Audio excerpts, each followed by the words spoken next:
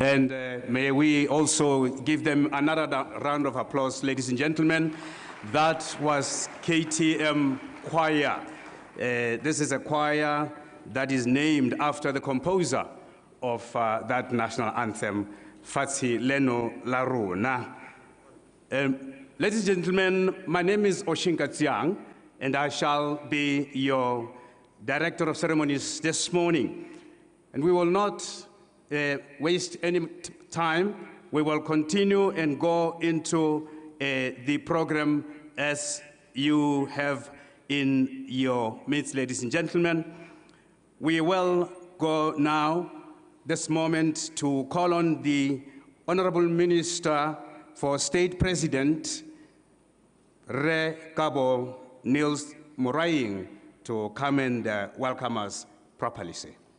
Your honor.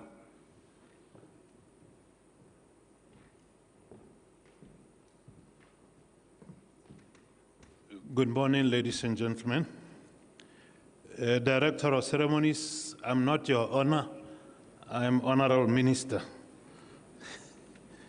Your Excellency Dr. MOKGWEETSI MASISI, the President of the Republic of Botswana, Your Excellency Dr. Emerson Dambuza Mnangagwa, the President of the Republic of Zimbabwe, Right Honorable Dr. Edward Ngerete, the Prime Minister of the Republic of Rwanda, Honorable Dr. Mashaka Bitiko, the Deputy Prime Minister of the United Republic of Tanzania, Honorable Ministers and Assistant Ministers here present, Honorable Members of Parliament here present, Your Excellencies, Heads of Diplomatic Missions here present, Kusi Puso Gaborone of Batlokwa, and Chairperson of Ntladi Kusi, Senior Government officials here present, Mr. Stephen Gitingama, Group Chief Executive Officer of the National Media Group, Dr. Wilfred Kiboro, Group Chairman, National Media Group, members of the media, distinguished ladies and gentlemen, good morning to you all. Good morning, ladies and gentlemen. Wonderful. It is indeed a great honor for me to welcome you this morning to the 5th edition of the Kusi Festival of Ideas, whose theme is Africa's Agenda 2063, making the dream come true. For the last few months, as the preparations for this event were taking shape, our excitement was also building at the prospect of hosting African great thinkers to our shores to discuss the future of our continent. We are therefore looking forward to providing you with a conducive environment as you immerse yourselves in the issues at hand. Our determination is that you will find the facilities provided appropriate for the occasion. Distinguished ladies and gentlemen, the village in which we are holding this event is called Tlukweng, which belongs to the Batlokwa tribe, whose chief's last name is the one adopted by our capital city, Gaborone.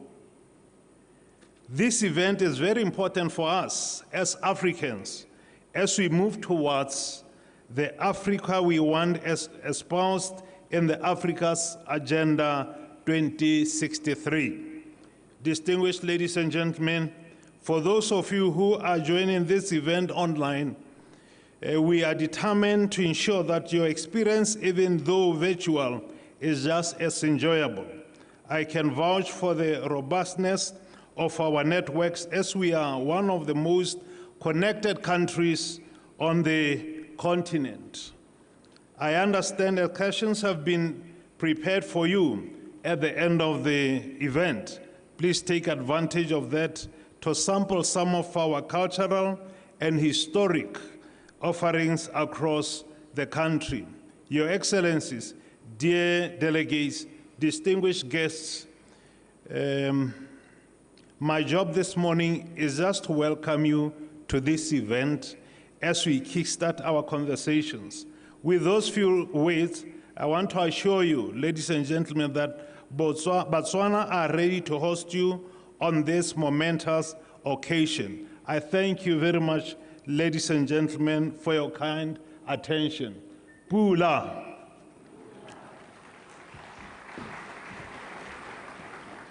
Thank you very much, Honorable Minister. And at this juncture, I shall call on stage the Kwena Madiba. This is a cultural group that will show you what it's done in terms of Patisi. Patisi is a form of dance that originates from the place where our Honorable Minister comes from, which is Molepolole. Kwena Madiba, ladies and gentlemen, put your hands together as they come to the stage.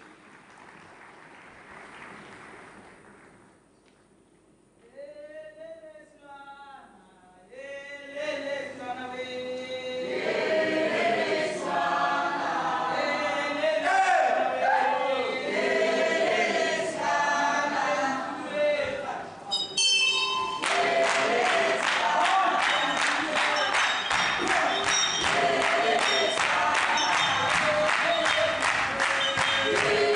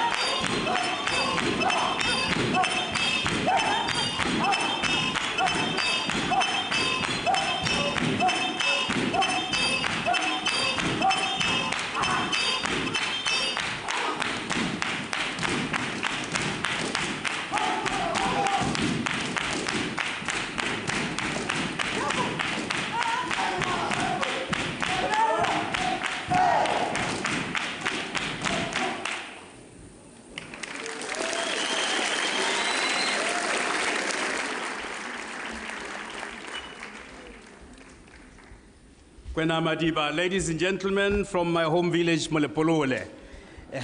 I just had to put in that one. Me and the minister and the same WhatsApp group, he knows it. Ladies and gentlemen, without any further ado, I shall call on stage the chairman of the Nation Media Group, Dr.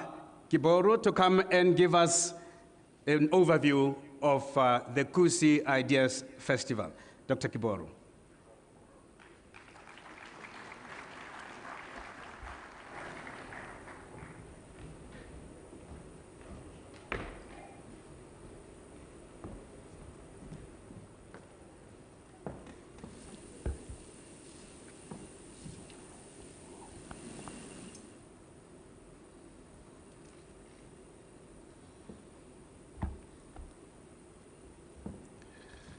Our host, Your Excellency, Dr. MOKGWEETSI MASISI, President of the Republic of Botswana, His Excellency Emerson Mnangagwa, President of the Republic of Zimbabwe, Honorable Dr. Eduardo Girente, Prime Minister of the Republic of Rwanda, Honorable Dr. Doto Biteko, Deputy Prime Minister and Minister for Energy, United Republic of Tanzania, Honorable Cabinet Ministers, Assistant Ministers of Botswana, distinguished guests, diplomatic representatives, ladies and gentlemen. It's my pleasant duty this morning to welcome you all to the 5th Kusi Festival. Nation Media Group, which is Africa's largest publicly listed media company, and headquartered in Nairobi, and operating in the East African community in Rwanda, Burundi, Uganda, Tanzania, and also Southern Sudan, started this particular program 4 years ago, and we were hosted for the very first program by His Excellency President Paul Kagame, and who was our gracious host at that time. And I would like to thank President Kagame so sincerely because he has been supporting us and has been with us every Kusi Festival since then. The purpose of starting the Kusi Festival of Ideas was to actually provide a forum or a platform where, as Africans, we can sit and discuss about issues that face Africa and to chart the way forward for the Africa. It was from the recognition that building Africa that we want, the Africa of the future, is not just a work for the governments, but for our collective responsibilities as Africans, irrespective of where we work or what we do. Since then, our Kusi journey around Africa has been a revelation that Africa has the wherewithal to come very close to transforming into the global powerhouse of the 21st century that the African Union's Agenda 2063 aimed for 10 years ago when it was born. Today, Your Excellencies, ladies and gentlemen, we stand united under the theme of Africa's Agenda 2063, making the dream come true, as a statement of faith in that possibility. We will be discussing in the next couple of days what that vision is, what Africa wants to be in 40 years from now. This event, ladies and gentlemen, is hosted in collaboration with the government of the people of Botswana and bears witness to our collective determination to reach across borders and rise together to great heights. Between now and 2063, all African countries will have celebrated 100 years of independence. Sometimes when we wake up to the news of all kinds of things happening in Africa, we hear about the coups, particularly in West Africa and all the rest of it. We hear about the floods that are devastating many countries in Africa. We hear about the hunger that affects millions and millions of our people. We hear about wars between countries and so on. Sometimes people are tempted to wallow in a state of despair. But I want to say this, ladies and gentlemen, today. Despite all these challenges that we have, I think as Africans, we have the capacity to be able to overcome all these challenges and to build the kind of country that we want to have for ourselves and for our future generations. I think all these things are within reach. And this meeting that is going to be here for the next 2 days, we're going to be hearing a lot about ideas of how we can actually, what is our dream about making that dream of the Africa we want a reality. In our Africa in 2063, I believe we will celebrate the 10th anniversary of eradicating poverty, which is a serious problem across our continent. That it will be a continent where economic prosperity is enjoyed by all. It is also within our means to realize a united Africa where democracy, political stability, rule of law, respect of human rights, good governance, and patriotism are the cornerstone of our society. In 2063, we envision governments free from corruption, accountable to the people they serve, and this is the Africa I believe we should be striving for and which I believe we can achieve, where every citizen can live in prosperity, dignity, and with pride. I'm convinced of the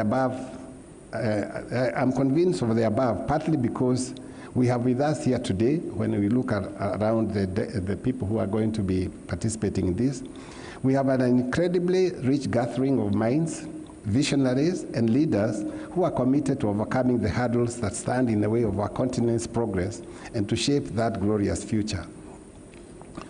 Holding this 5th Kusi festival in Botswana helps make the statement, as the young people say, that our African dreams are valid. On behalf of Nation Media Group, I want to sincerely thank the President of Botswana for actually graciously helping us to host this program. Before I conclude, I want to say a few things. One is that Africa is about 60 years since we got independence for many African countries. But today, some of the problems that face us today, I believe we cannot continue to blame our colonial masters for the ills that face Africa. I believe we have the capacity to confront all those challenges that we face head on and deal with them. I believe one of the biggest things that I want to see maybe discussed in this conference is how we can decolonize the African mindset to believe in themselves and to believe in the possibility that we do have the answers to African problems, whatever that is. Earlier on, when we were waiting for our guest from Zimbabwe, we were discussing about some of the things that make trade and investments very difficult in Africa, where the colonial boundaries that we have had for all these years, we continue to recognize them. And we were even talking about, where the ridiculous situations, where you find a family divided, where the kitchen is in one country and the bedroom is in another country. And we continue to look at that as if it's something that is given. I was telling them about a story about counties in Kenya, where one county, they had a market that was straddling two counties, and because nobody could decide which county should collect tax from the marketplace, they demolished it so that everyone can build their own and so on. I want to stand here to suggest that we need to decolonize our mindset to understand that, in fact, the way we can go forward is to go together, not singly. Because then if we continue developing our own little enclaves and so on, I don't think that is the way to go. Dividing a house, and even and we were also talking about things that we are dreaming of as an African country, where perhaps one day we can have a common currency for the whole of Africa. We were discussing earlier and saying, if I am going to buy a cow across the country, because you see our communities are interrelated and interlinked. Yeah, you have a cousin and a brother from across the border. And I want to buy or to send a cow across the border for dowry or whatever it is. And I want to also bring a banana from the other side and so on. But we are told you cannot trade because, you have to convert the kwacha into the dollar, you have to convert the Kenya shilling into the dollar, so that then you can trade. I think we need to get out of this mindset, where everything that we do in Africa is dictated by the people for the rich countries. Let us dream about a borderless continent, because you find all the wars that we have in Eastern DRC between Congo and Rwanda, Uganda, and all the rest of it, where previously we were one people and we speak one language. We can do it. It's a question of whether we are going to be intentional about dealing squarely with those sort of issues, so that then we don't create all these problems for us. We have a lot of energy in Africa. Just watching this troupe of dancers, the energy you get from these young people, the rich culture and their dances and everything around. But we don't even monetize those kind of incredible talents that we have in our African youth to be able to sell ourselves. Today, Africa is confused as a country. People, you go to Europe and you're talking to people and they think Africa is in Ghana, that kind of stuff. They think Africa is in Botswana. They don't know the difference between Botswana and Nairobi. I think we are shortchanging ourselves by not doing the right things, by uniting so that people in Africa can know who Africa is and what it is, so that then we can be recognized internationally and take our place rightfully among the community of nations, where we are respected as a people of Africa. We have 1.4 billion people, but we don't have even the kind of voice that maybe a little country like Sweden or even Switzerland, with less than 10 million people, have within the international community. This is what the festival is about. Let us talk about those issues, because I think we shortchange ourselves as Africans, and I think it is the high time we looked at ourselves closely in the mirror and decide, where do we want to take Africa? What is the kind of Africa that we want in the future? Your Excellencies, ladies and gentlemen, that brings me to the end of my presentation. I want to thank you so much for gracing this occasion. I'm sure we have our two presidents here and very senior government officials. They will tell us what is the Africa we can look forward to in 2063. Thank you very much and enjoy the conference.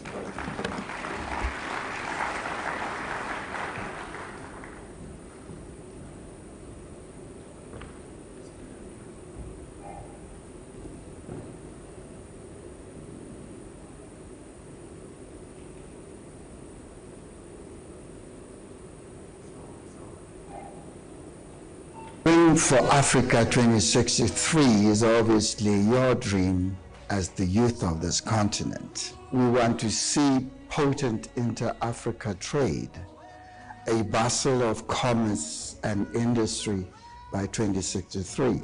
And we want a bustle of commerce and industry by 2063. And we want integrated high-speed train network. We want establishment of a single air transport market. We want an establishment of an annual African Economic Forum. I would like to see Africa as a continent that has eradicated poverty. I want to see a transformed continent where we can actually move from one country to the other. We have one language. We have a borderless environment and a continent that offers us a secure and safe, with fewer cases of diseases, a continent that you'll enjoy living in, a continent that excites you. That's my dream, to see Africa that is fully transformed into a much better place than we have today. In 2063, I just hope the respect that they accord to scientists, they'll also accord to African creatives, that they will look at these two people and think they're both intelligent. And that if I do my film here, it can open up in Ouagadougou, it can open up in Johannesburg, it can open up in another country in Africa. My dream for Africa by the year 2063 is to see this continent being food secured. A continent that will have food systems that are sustainable, food systems that are guaranteeing food security for each and every citizen of the continent. Food security is key, and food security is something else I believe that must be on the top of agenda for our discussion, for our deliberation, but also for even policy implementation on the continent. That is my vision. By 2063, Africa will have the largest and the youngest population after China and India. My dream is that by that time, we will have turned the youth bulge into a blessing. We will be industrialized. We will have the largest human resource capital and the youngest of that. That way, we will be able to claim the 21st century, and hopefully, we will also have created the United States of Africa, the dream of our fathers. My dream for Africa in 2063 is for it to radically stand in the beauty, the novelty, and the ingenuity of itself and its people, and to remind the world with grace and strength of its glorious heritage. What I want to say about Pan-Africanism, that is our truest nature. We have always been like that. We were like that. And my dream for Africa is for us to get there, where there are no borders between us. There are no visas to travel to other African countries. And xenophobia, what is that? What does that even mean? Why should I see you?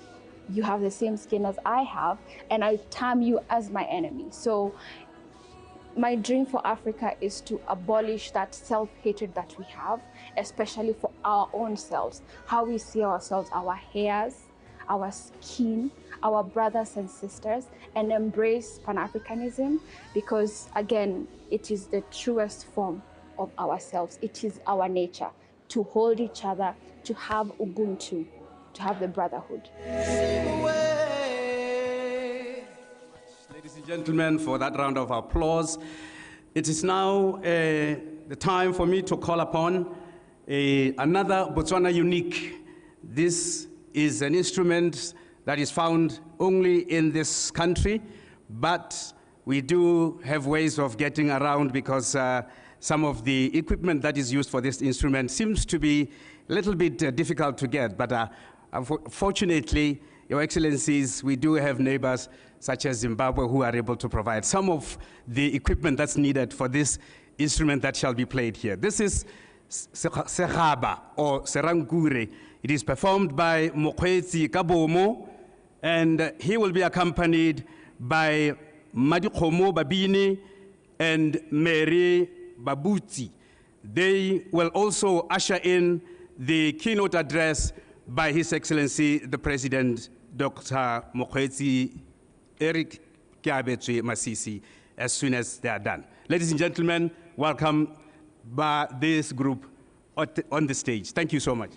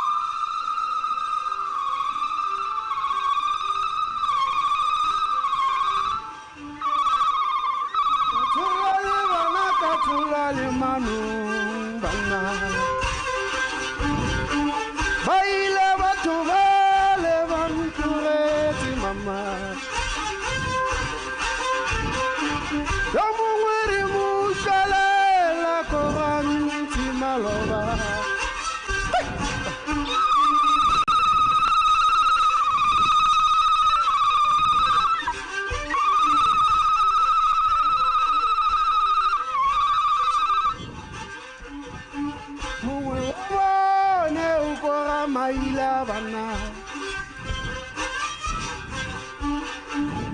o bapale korasita ga diponyana bana we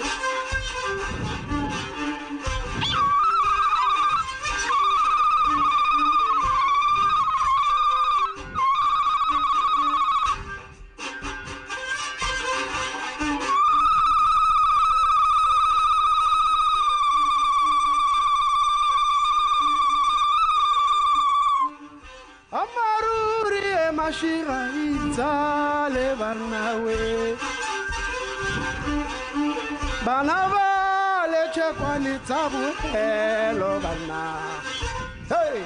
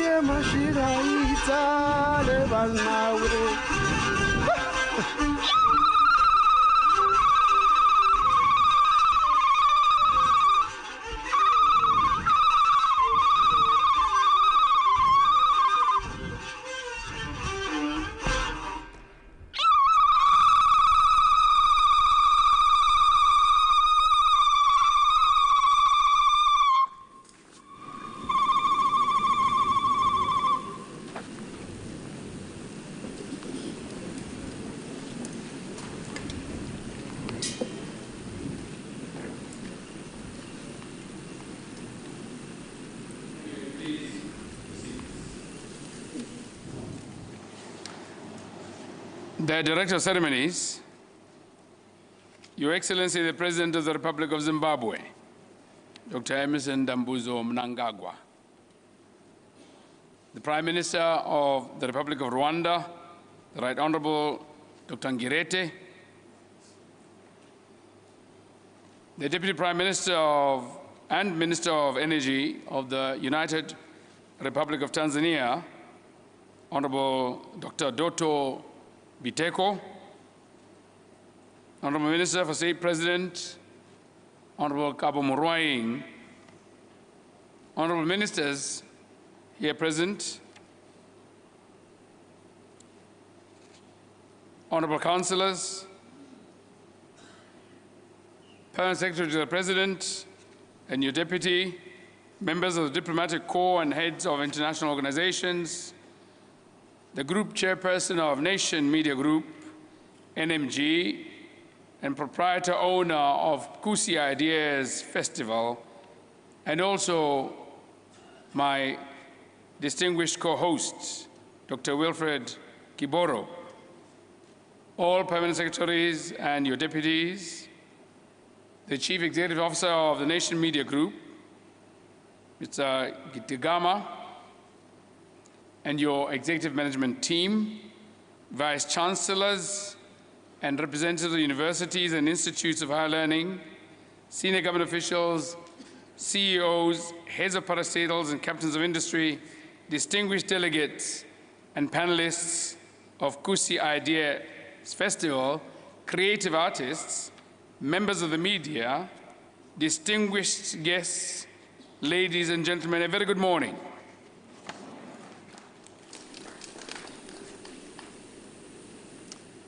Distinguished delegates, when we first gave a thoughtful consideration to hosting the 5th edition of the Kusi Ideas Festival, the constant picture that kept emerging was, what a platform,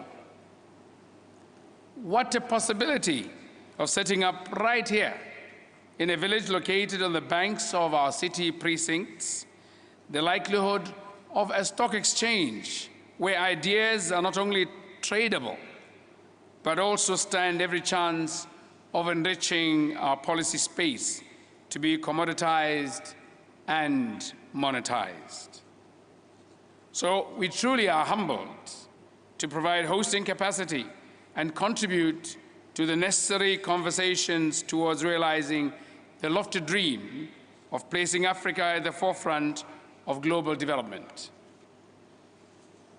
I'd like to commend the efforts by the Nation Media Group, NMG of Kenya, to place within the public agenda continuous discussions of the Africa's Agenda 2063, the continent's march towards true and sustainable self-determination.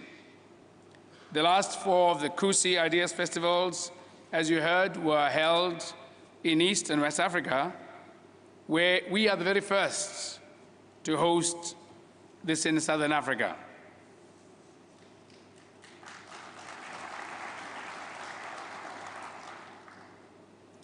I wonder if the applause was from the Southern Africans.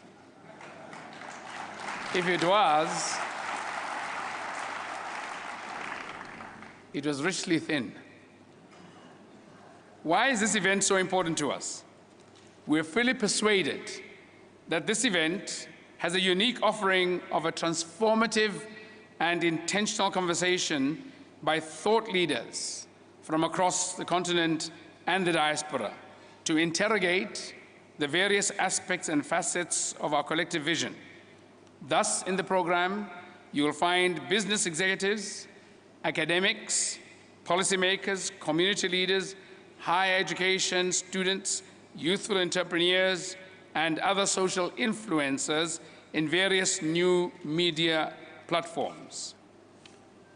It is our anticipation that out of the effervescence of the interchange of various ideas, perspectives, and proposals on the issues of concern, there would emerge some pointers of strategic directions to be seriously considered by our governments, by the private sector, civil society organizations, social groups, and partner institutions towards fulfilling the vision of the Africa in which we aspire to live.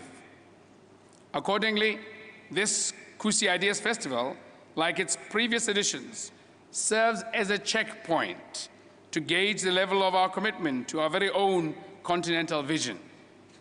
It is a great opportunity, of course, correct, in order to enhance our capacity and efficiency towards achieving our goals.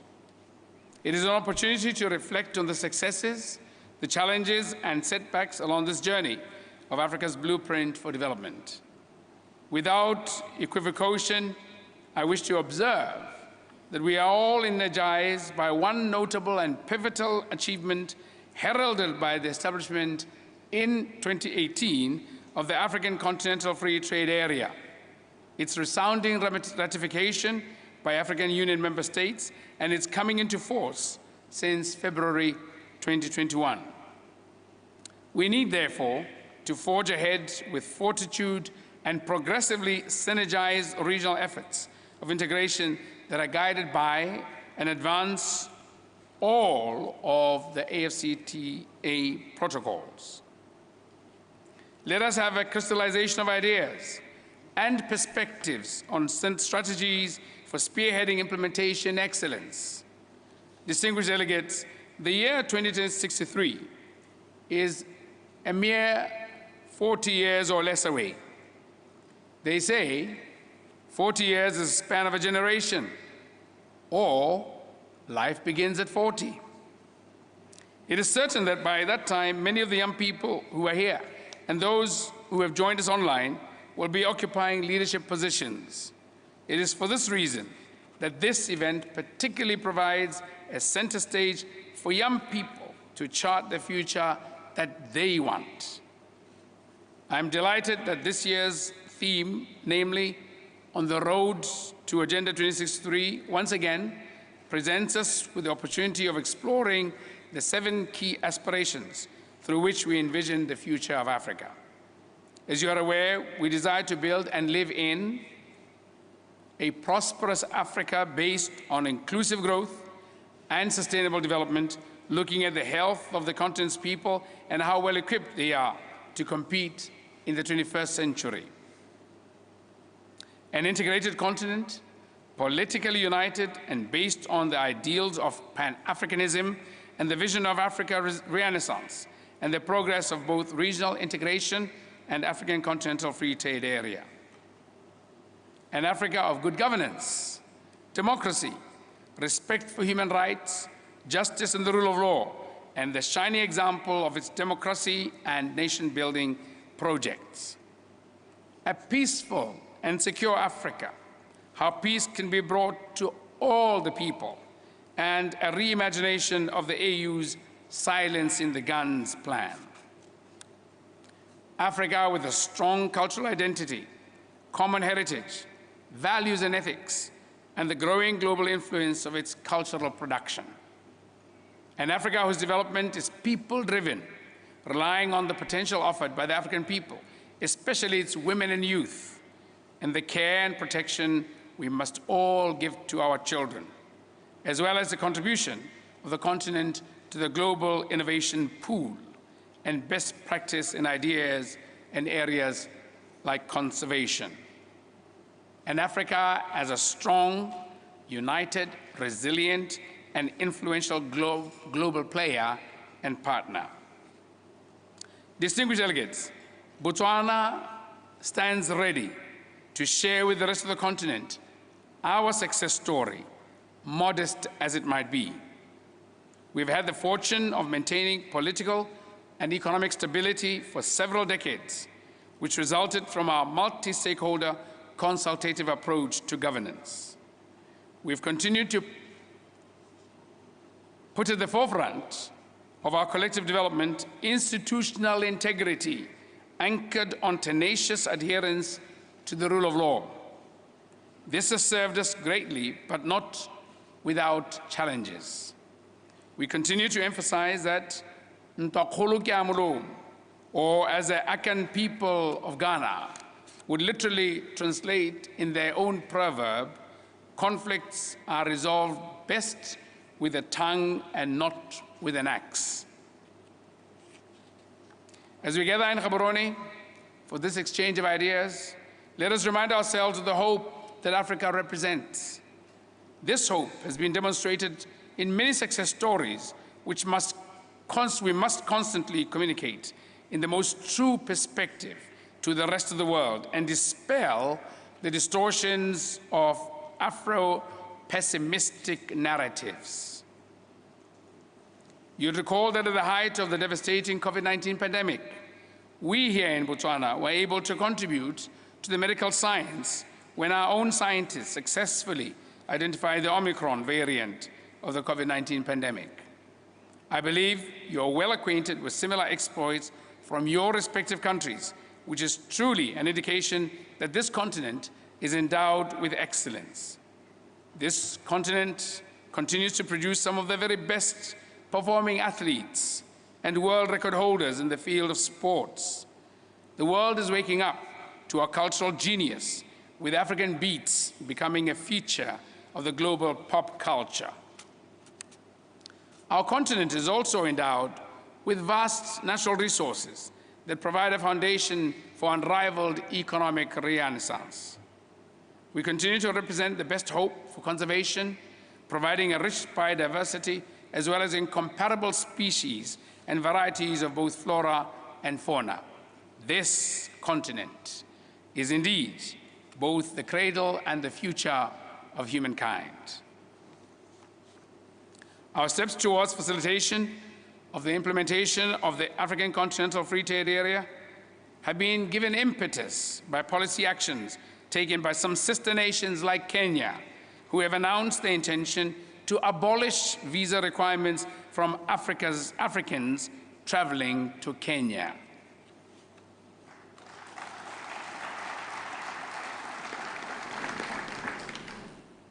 I guess speaking for ourselves, President Mnangagwa, the ball is in your court and mine.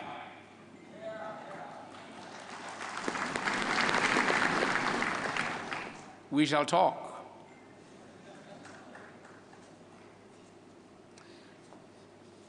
We, on our part, have since April this year initiated an even easier movement between ourselves and neighboring Namibia, by which citizens of both nations are able to travel between the two countries using only their national identity cards as a travel document.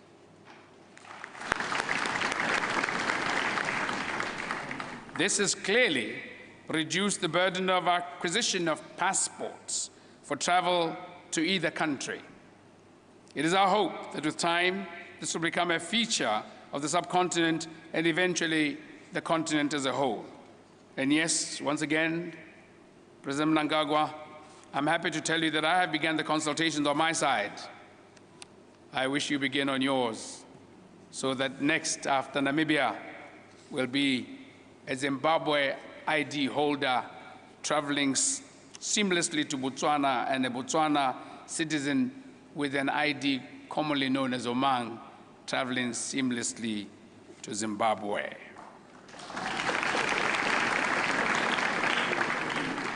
Distinguished delegates, ladies and gentlemen, it fills me with great pleasure when I look at the diversity and high standard, the quality of presenters at this Ideas Festival. The collective wisdom and expertise assembled here is a microcosm of the brain power that this continent possesses. It's a clear demonstration that Africa has the capacity to shape its own destiny.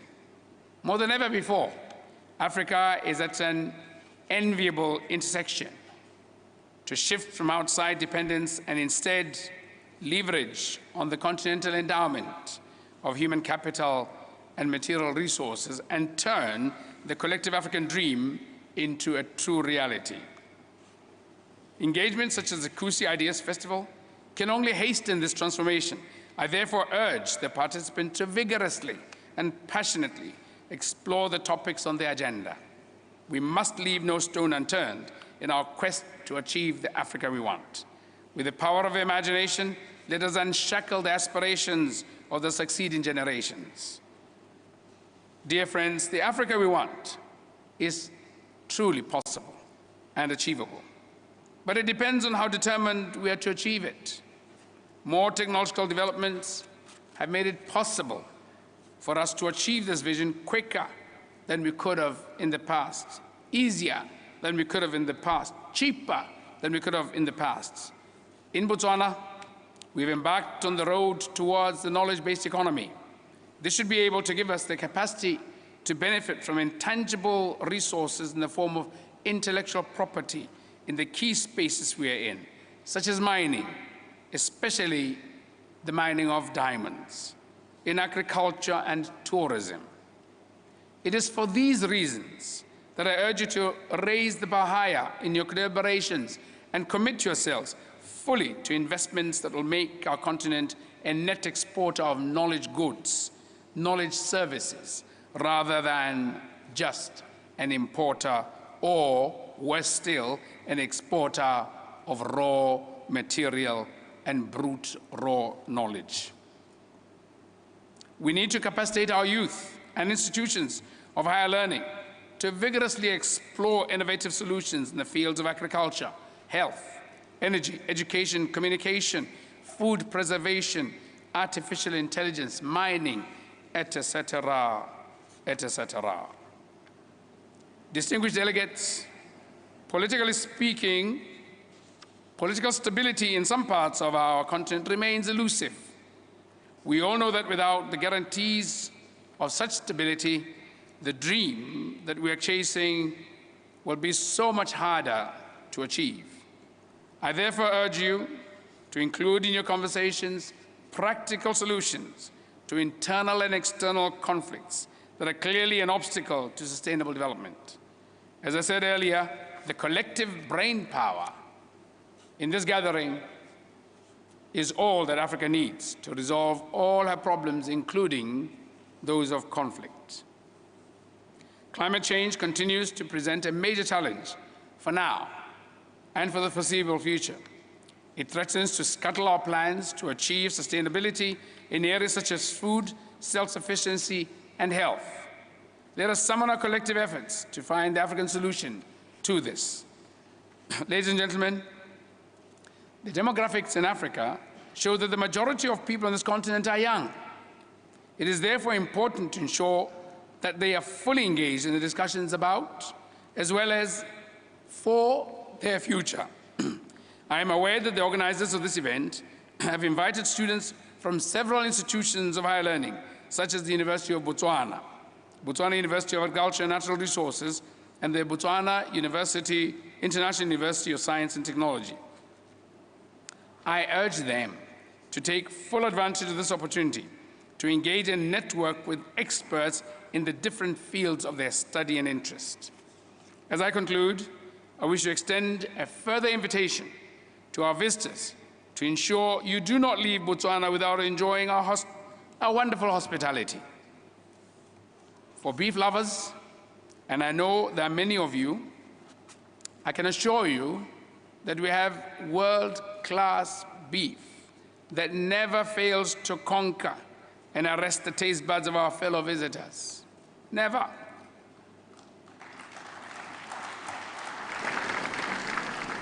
Whether you choose to indulge in our succulent veal-graced steak or the more adventurous, our traditionally pounded meat called seswa in Setswana and called seswa in English. You won't be the first nor the last to take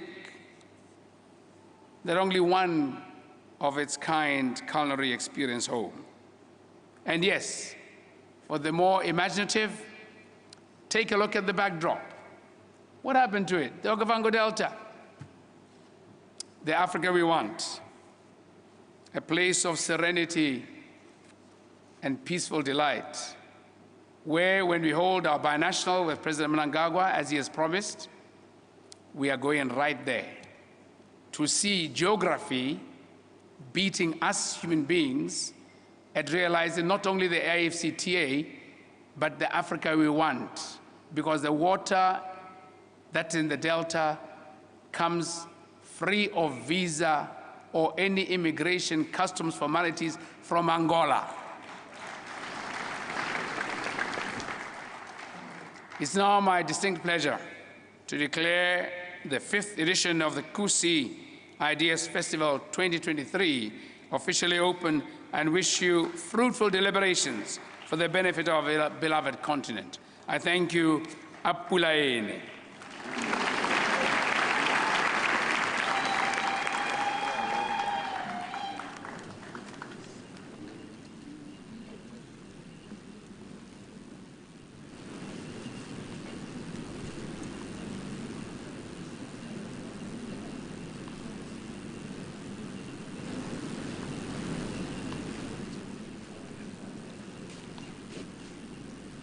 Thank you very much, Your Excellency, and thank you, ladies and gentlemen, for that wonderful round of applause. If it was somewhere else, I'd probably have said, wow, but I probably don't have the, the liberty to say that.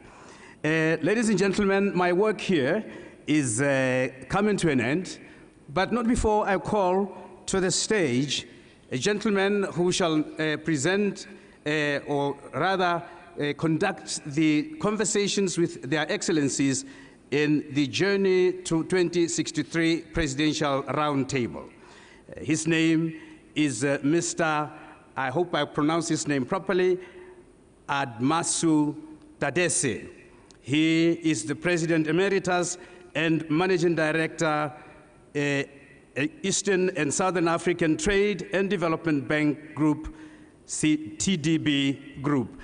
Mr. Tadesse, could you please kindly walk to the stage, and then you will be able to introduce their excellencies as they start the conversation, sir.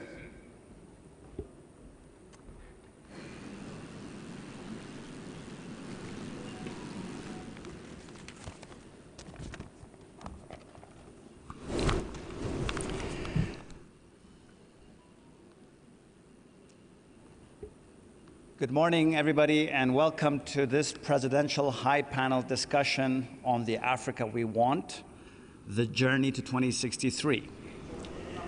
We have an eminent panel of leaders who will give us the benefit of their wisdom and insights on various topics around Africa's transformation and sustainability.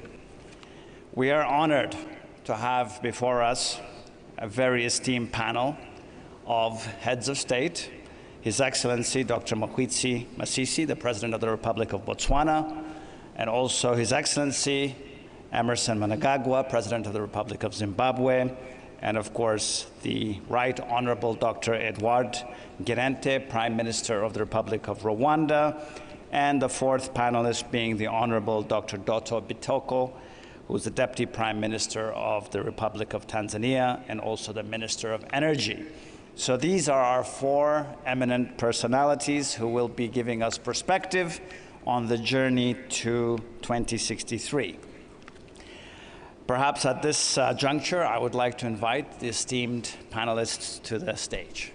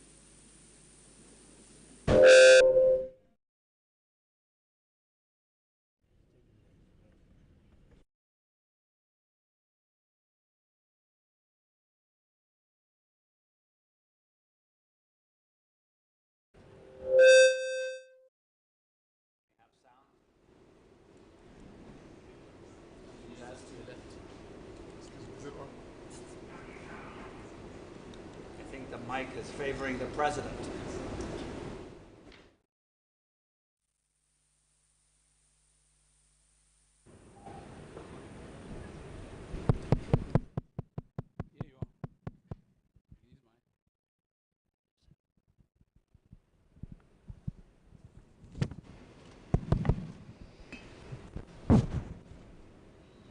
Ladies and gentlemen, we will now kick off on this very interesting panel. Just before we begin the interaction with the panel, I thought I would help set the scene a little bit. Let me just remind us all that we're now in December, at the tail end of 2023, and we know that this is a year that's coming to an end on a sluggish note. We have witnessed subdued economic activity, with growth rates for the continent having dropped down to 3.2% from 3.9% in the previous year in 2022. We are continuing to see fiscal deficits, current account deficits widening further. We all know that interest rates have continued to escalate and there are all-time highs across multiple currency zones. And we're grappling with depressed exchange rates, we're grappling with high debt service costs, and the developing world as a whole is deeply constrained with reduced access to external funding, not only due to adverse global monetary policies, but also due to a sharp diversion of official development assistance and development financing heading to the new geopolitical hotspots in Eastern Europe and the Middle East. And to make matters worse, several of our African countries have continued to be affected by climate change and disasters, such as the ones that were mentioned in the opening session. And we've also seen coups, after coups in West Africa, a full-blown civil war in Sudan, and continued extremism and violent conflicts across a number of countries. It may seem all bad, but it's not. We saw continued resilience in 2023 and economic recovery coming through, with global supply chains recovering and bottlenecks easing and commodity prices normalizing. And so 2024 is being projected to be a better year. We are looking at the economic growth rates moving up towards 4%. And even though that is a more auspicious outlook from what we have this year, the question remains, is this adequate in terms of the journey to 2063? Many of us know that to get the economic transformation going, we need minimum 6% growth rates, some would argue even higher. And those growth rates have to be of a higher quality, and they also have to be inclusive in their nature. So we will now turn to the esteemed panelists and seek their wisdom and insights on some of the dimensions of the aspirations of Agenda 2063. And I will start and turn to His Excellency, President MASISI. Your Excellency, you made references to good governance, democracy, and human rights in your opening statement. Yet at the same time, we've seen an unprecedented round of coups and continued extremism and conflicts peppering different countries in the continent. Are we regressing, or is what we're seeing only a bump in the road? Thank you very much, Mr. Moderator. Let me appreciate my fellow panelists, Your Excellency President, Prime Minister and Deputy Prime Minister, and of course yourself, Mr. Moderator, and the audience. I would like to hope it's a bump. I earnestly want to hope it's a bump, because the moral imperative, the economic essentiality, and political hunger to attain the ideals of 2063 could never be allowed to make our want of it wilt or wither. And so I stand here as one of the heads of state in Africa, moved and committed to a compulsive belief in wanting to achieve the ideals of 2063. And in so wanting, I've ring-fenced and utterly protected and the resolve for us to make sure we do all that's necessary to achieve it and act as an influencer, even without standing on podia and screaming aloud. Those who may look to what we do and how we do it will offer useful, critical evaluation by which they would also draw lessons from what we do and seek to emulate and better what we do. So we're committed to this. I honestly want to believe it's a bump. If you also engage with the ordinary citizens of those countries where these unfortunate occurrences take place, they do not subscribe to this form of change of government. They do not subscribe to violence. It's out of desperation. And so we need to help one another to do the right things so that people are freed and they understand the path they need to take to peacefully change us, as sometimes some of us do need to be changed. Thanks.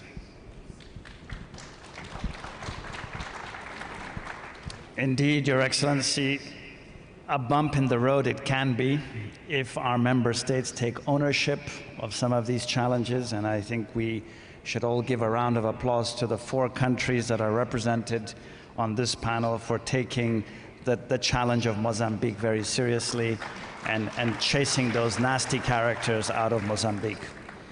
We will now turn to His Excellency, President Mnangagwa, on the matter of Africa's global influence. Your Excellency, we have been clamoring for a stronger voice as Africans in a number of forums, most importantly the United Nations at the Security Council level, but also at the G20 level. We have made some progress, it seems, on the Africa seat at the G20, but the UN Security Council seems still elusive.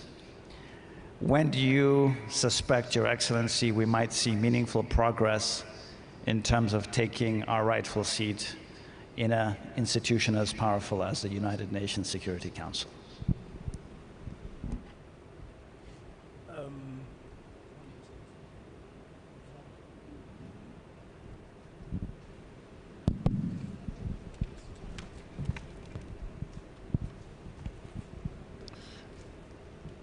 Mr. Moderator, Your Excellency President MASISI, my other colleagues, I wasn't clear about the question you put to me.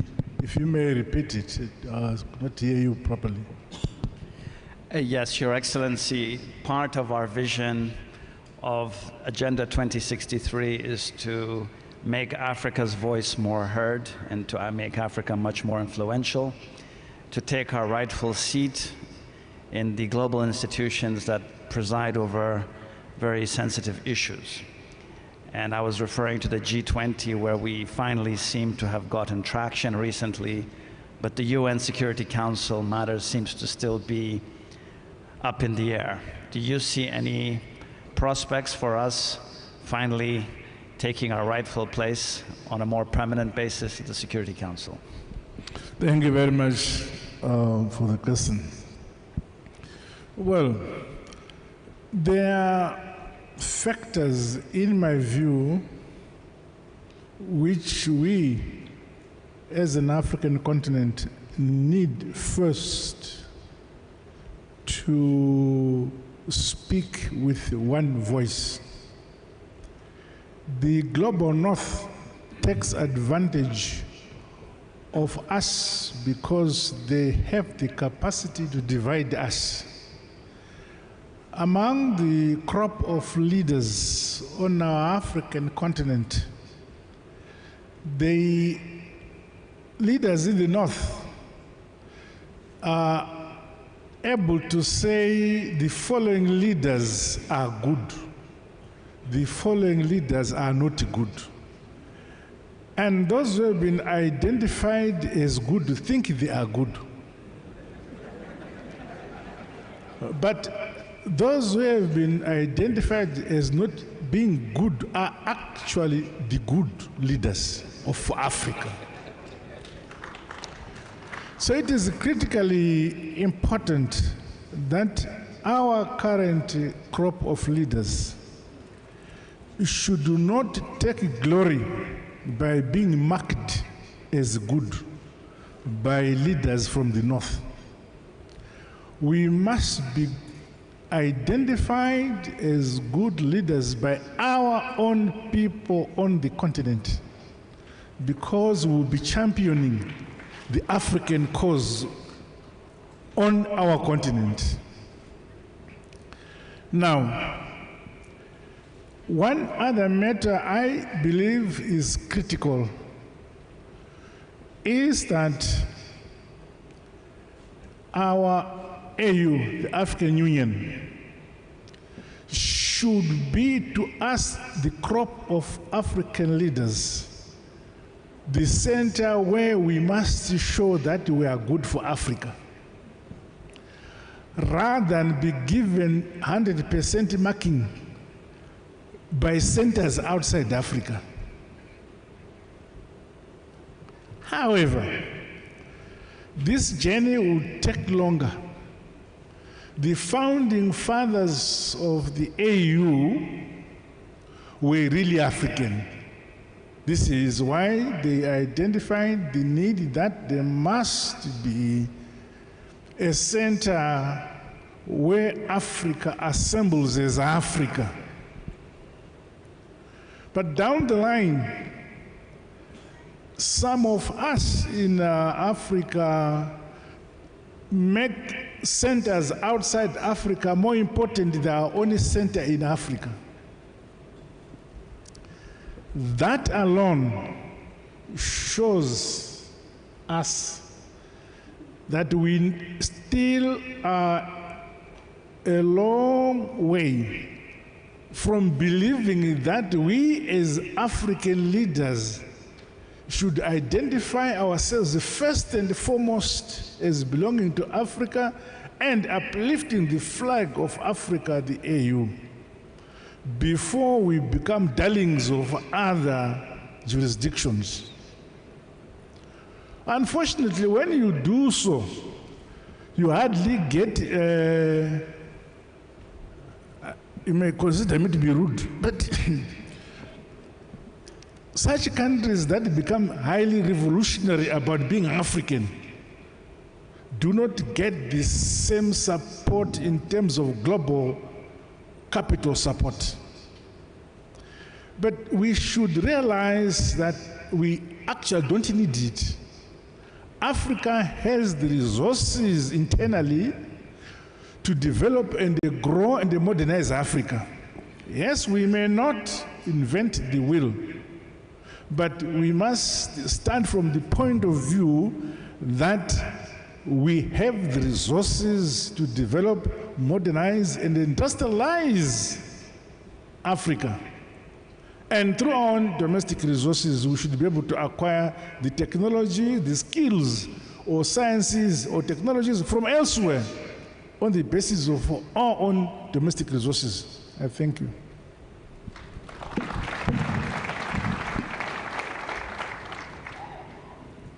Your Excellency, you've done something that very good gymnasts always believe, and that is the strength comes from the core.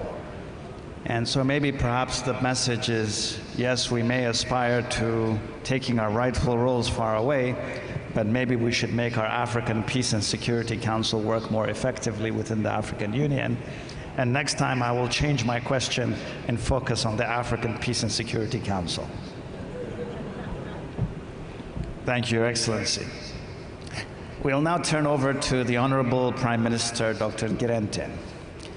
The continent has time and again aspired to unleash economic prosperity that is more inclusive and sustainable. And countries such as yours have managed to keep economic growth levels quite buoyant at the high single-digit levels, currently around the 6% levels, despite the odds. What are the insights you have to offer for the rest of the continent to get these levels of growth up higher?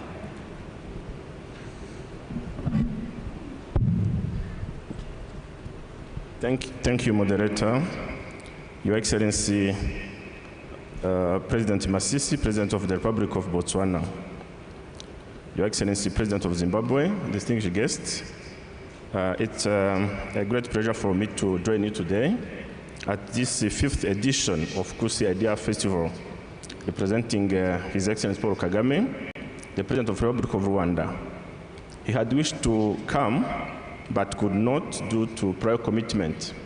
But I would like to convey to you, Your Excellency President MASISI, his gratitude for the invitation, as well as his best wishes for a successful festival here in Gaborone.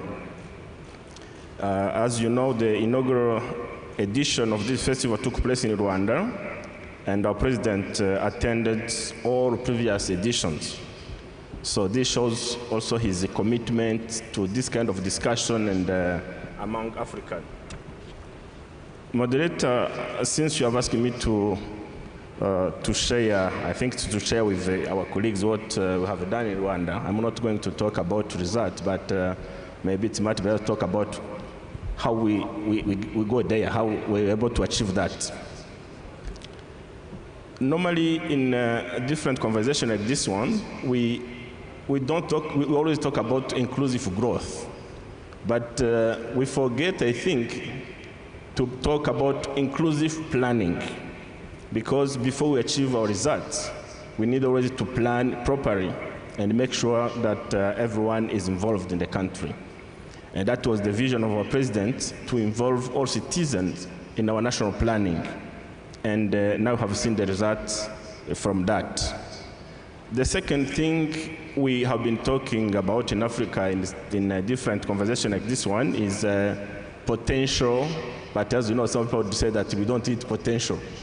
We need to talk about opportunities and how we can let our youth, our young people, to benefit from those opportunities we have in Africa.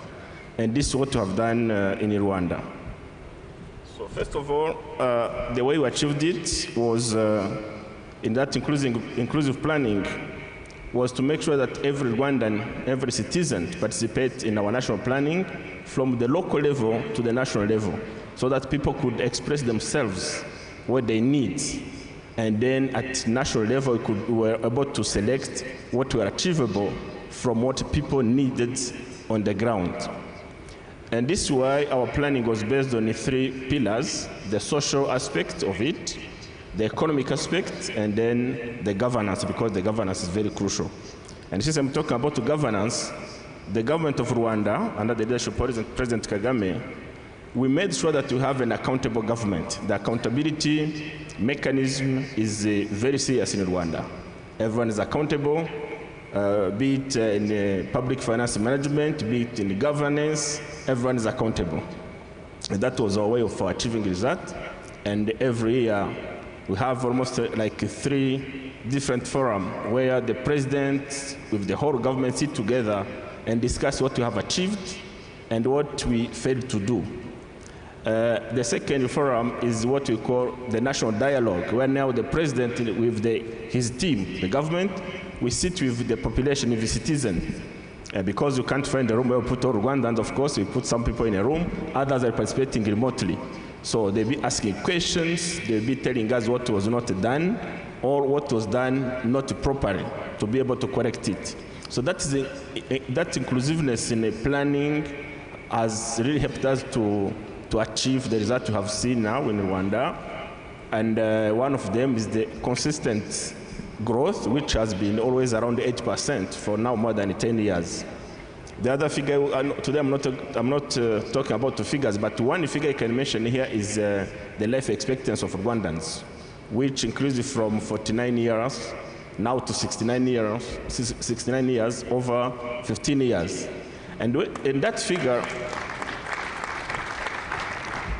that figure is very important because it's a combination of all those factors being social, economic, and health.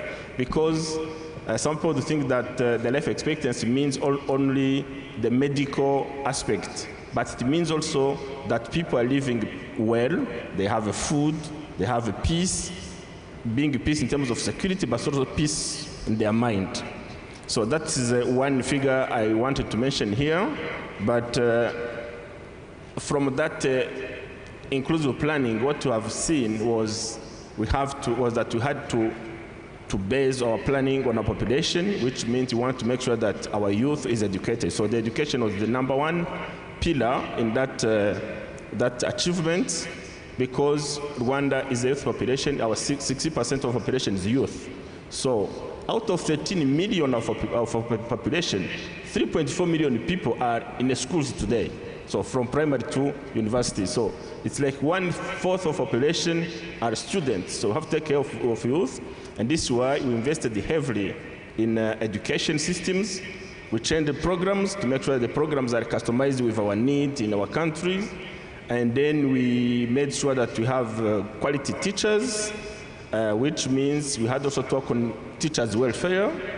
And one of the action we made last year was to increase even the teachers' salary for primary and the secondary teachers, where the salary teachers of the teacher of primary school was increased by 88%, and teachers for secondary schools was increased by 40%, and that was really incentive.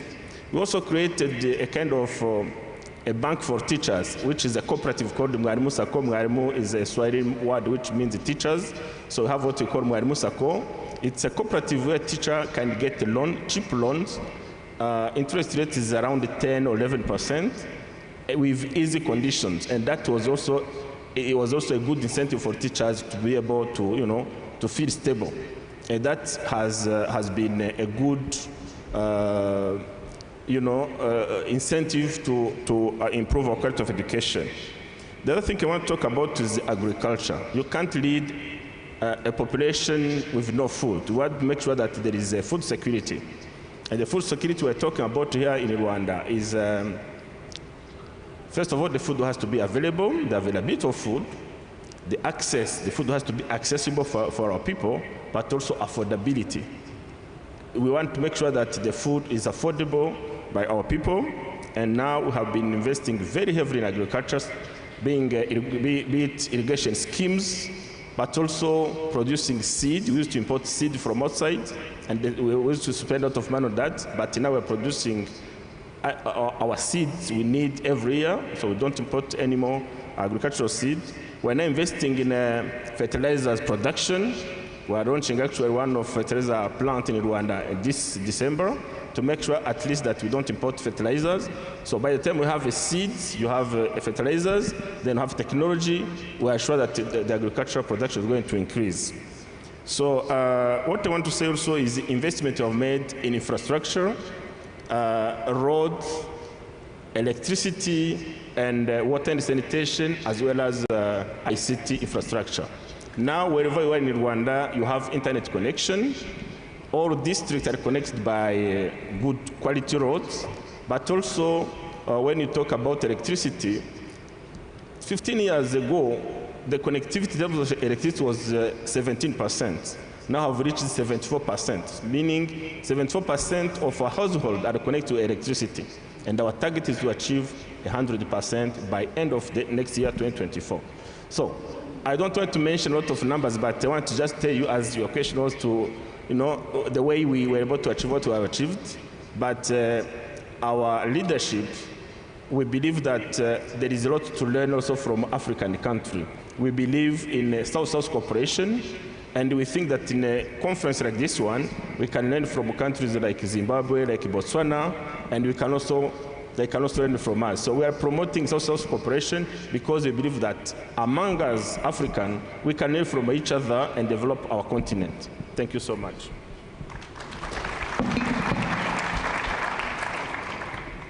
Thank you, Mr. Prime Minister. You have clearly highlighted the importance of quality planning, but more importantly, the discipline of execution and managing for results. If you've not come across this book called The East Asian Miracle, I would suggest you have a look at it, because you've summarized bits and pieces of that seminal book that explains the success of a lot of those East Asian economies. Smart planning, but the discipline of execution. We will now turn on the theme of planning and execution to the Deputy Prime Minister of the Republic of Tanzania, the Honorable Dr. Biteko. One of the key aspirations of Agenda 2063 is economically integrated infrastructure to enable the exchanges, the trading, the cross-border investments, as we heard in the opening statement. Tanzania has been playing a key leadership role in Eastern and Central Africa with transformational investments in rail, very bold investments. And we now see it being followed with plans to invest in big ports and also significant energy projects at the same time. How do you see this playing out, and what lessons does Tanzania have to offer the continent? Because these projects are not just about Tanzania. I've personally been involved in your railway project, and I see how it interconnects with 5 other African countries. Your leadership was essential to get the ball moving. How do you think other African countries can follow on some of the examples of Tanzania? Thank you very much, Moderator. Your Excellency, Dr. Masisi, the President of Botswana. First of all, I would like to convey the apology from my President, Dr. Samia Suluhu Hassan, who wished personally to participate in this dialogue, but because of some other pressing matters at home, she couldn't make it, and she has sent me on her behalf to participate and really to convey her greetings and well wishes to President Masisi for this fruitful dialogue which is happening here in Botswana. Number 2, I want also to thank the organizers of this event. It has been well organized, as one can see. I was sitting there watching how the moderator, the chairperson from the group of media in Kenya, the way they have organized this event, it is really interactive. I really thank the dancers also who were here. You know, when they were dancing here, my mind went back. I remembered one time in Tanzania we were preparing a mining forum. That was in 2020. So one of the team member suggested, please, let's bring the dancers from Botswana. Now I see the reason why.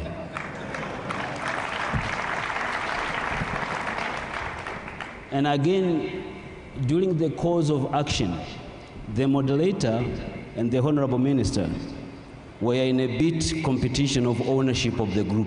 Everyone was saying this is coming from my village. It is because the cultural heritage is uprooted in this country, and really I commend that. And Mr. President, I congratulate you making African culture proud, and we appreciate that. Coming back to what you have asked me, having a plan is one thing. Implementing it is very vital, and the second thing which is very key. The Africa Agenda 2063 has some 7 aspirations that the member states had to work hard to realize those aspirations coming to reality. Is what has been said, the dream to come true. So back home, we have domesticated the Africa Agenda 2063.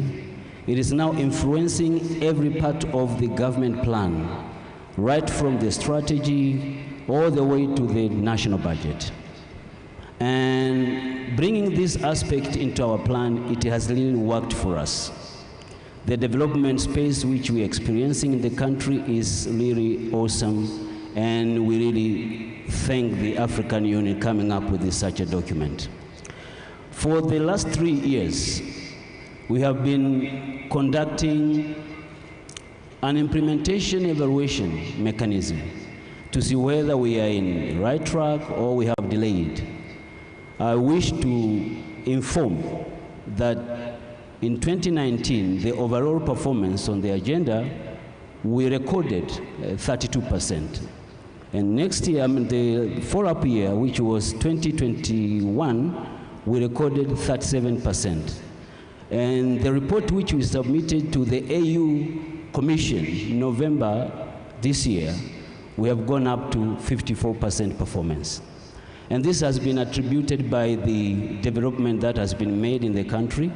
You could see on education sector where enrollment is going very high.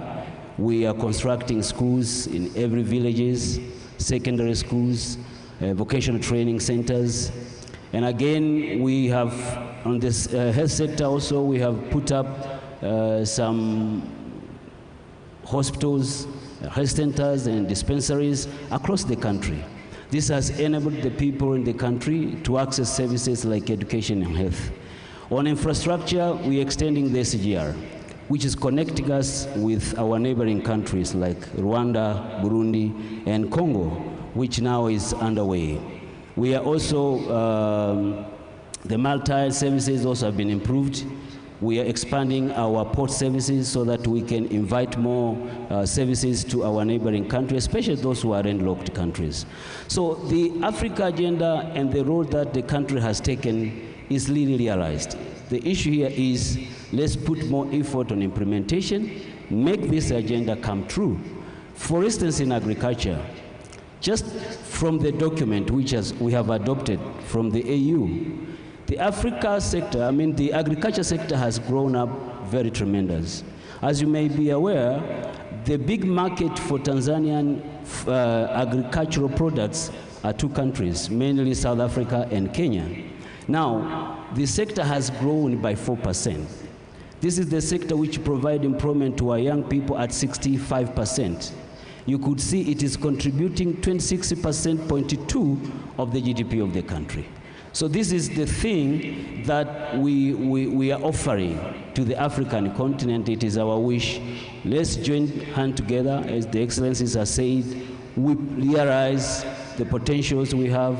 We work hard to change our livelihood of our people and make the African we want come true. Thank you, Mr. Moderator. Thank you, Mr. Deputy Prime Minister. I should assure you that you're not the only one who's excited about these prospects. We had the privilege to invest $100 million in your early phase of that railroad, and we're now getting ready for a second $100 million so that you can serve the DRC and all the interconnected countries around you. So good luck, and we'll continue to support on our end. We talk a lot about prosperity in this continent, but we know that prosperity has everything to do with value addition. and we have very resource-rich countries represented on the panel. I'm going to come back to you, President Masisi. Botswana is a legendary story of resources, but there's always been debates about beneficiation. And now with the green mineral phenomena picking up speed, there's a great deal of excitement that maybe this time around Africa will do it right. Any thoughts around how Botswana has managed to move the needle on that important front? Well, thank you very much.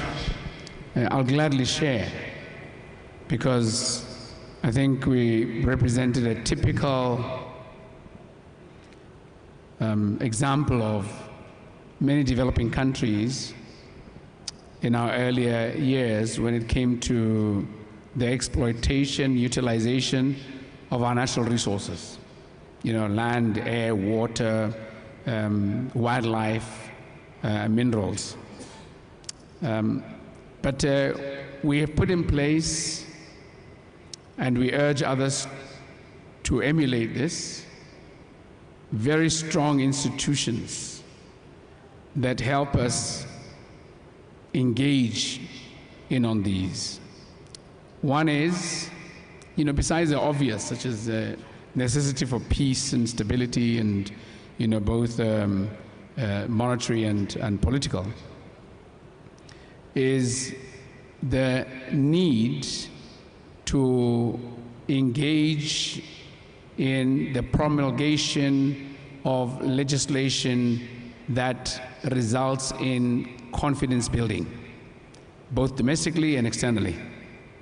The need to engage in the enunciation of policies that promote confidence and stability.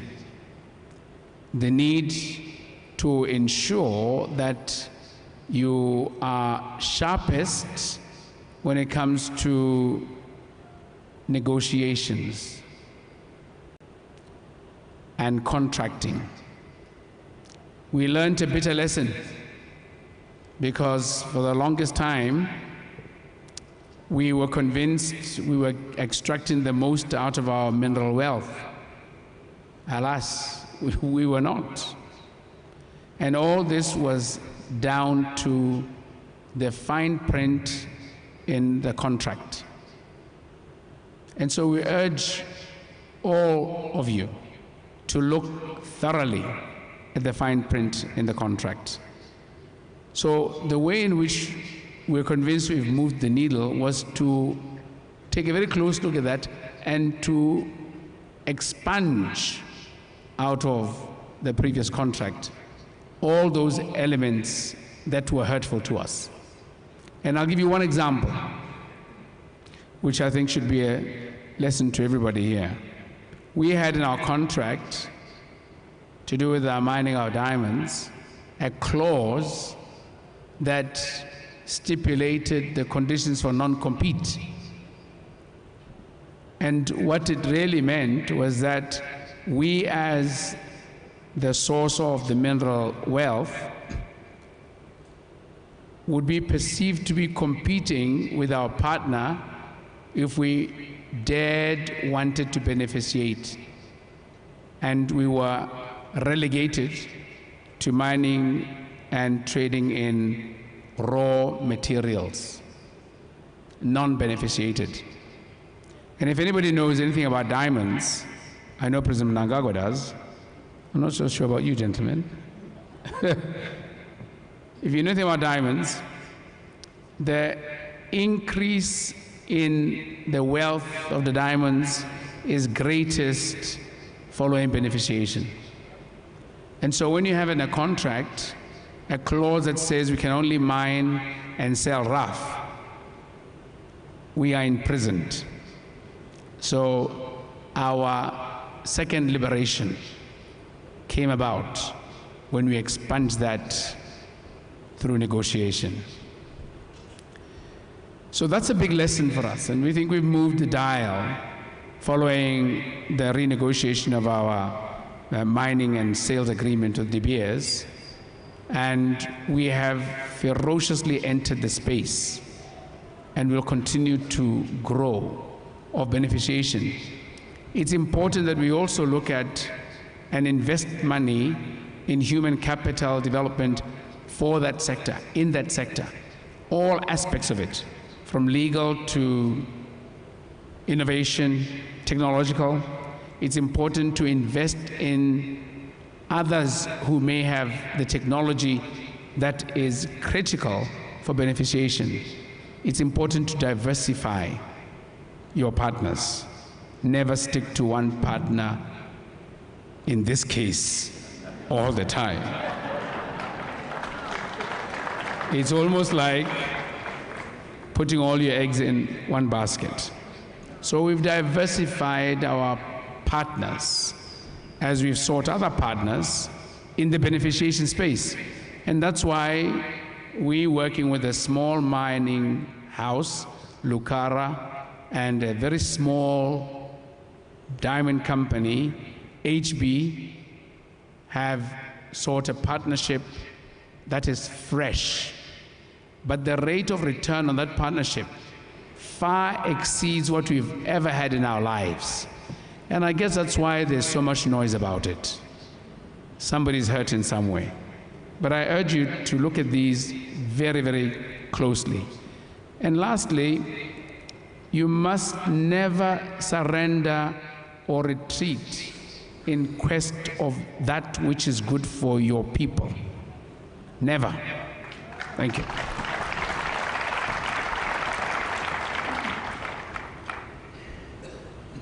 I suspected you were going to give us very good insights there, Mr. President. I was here during the US-Africa Corporate Council meeting, and I heard you announce some of the interesting developments with your renegotiation of some of those contracts.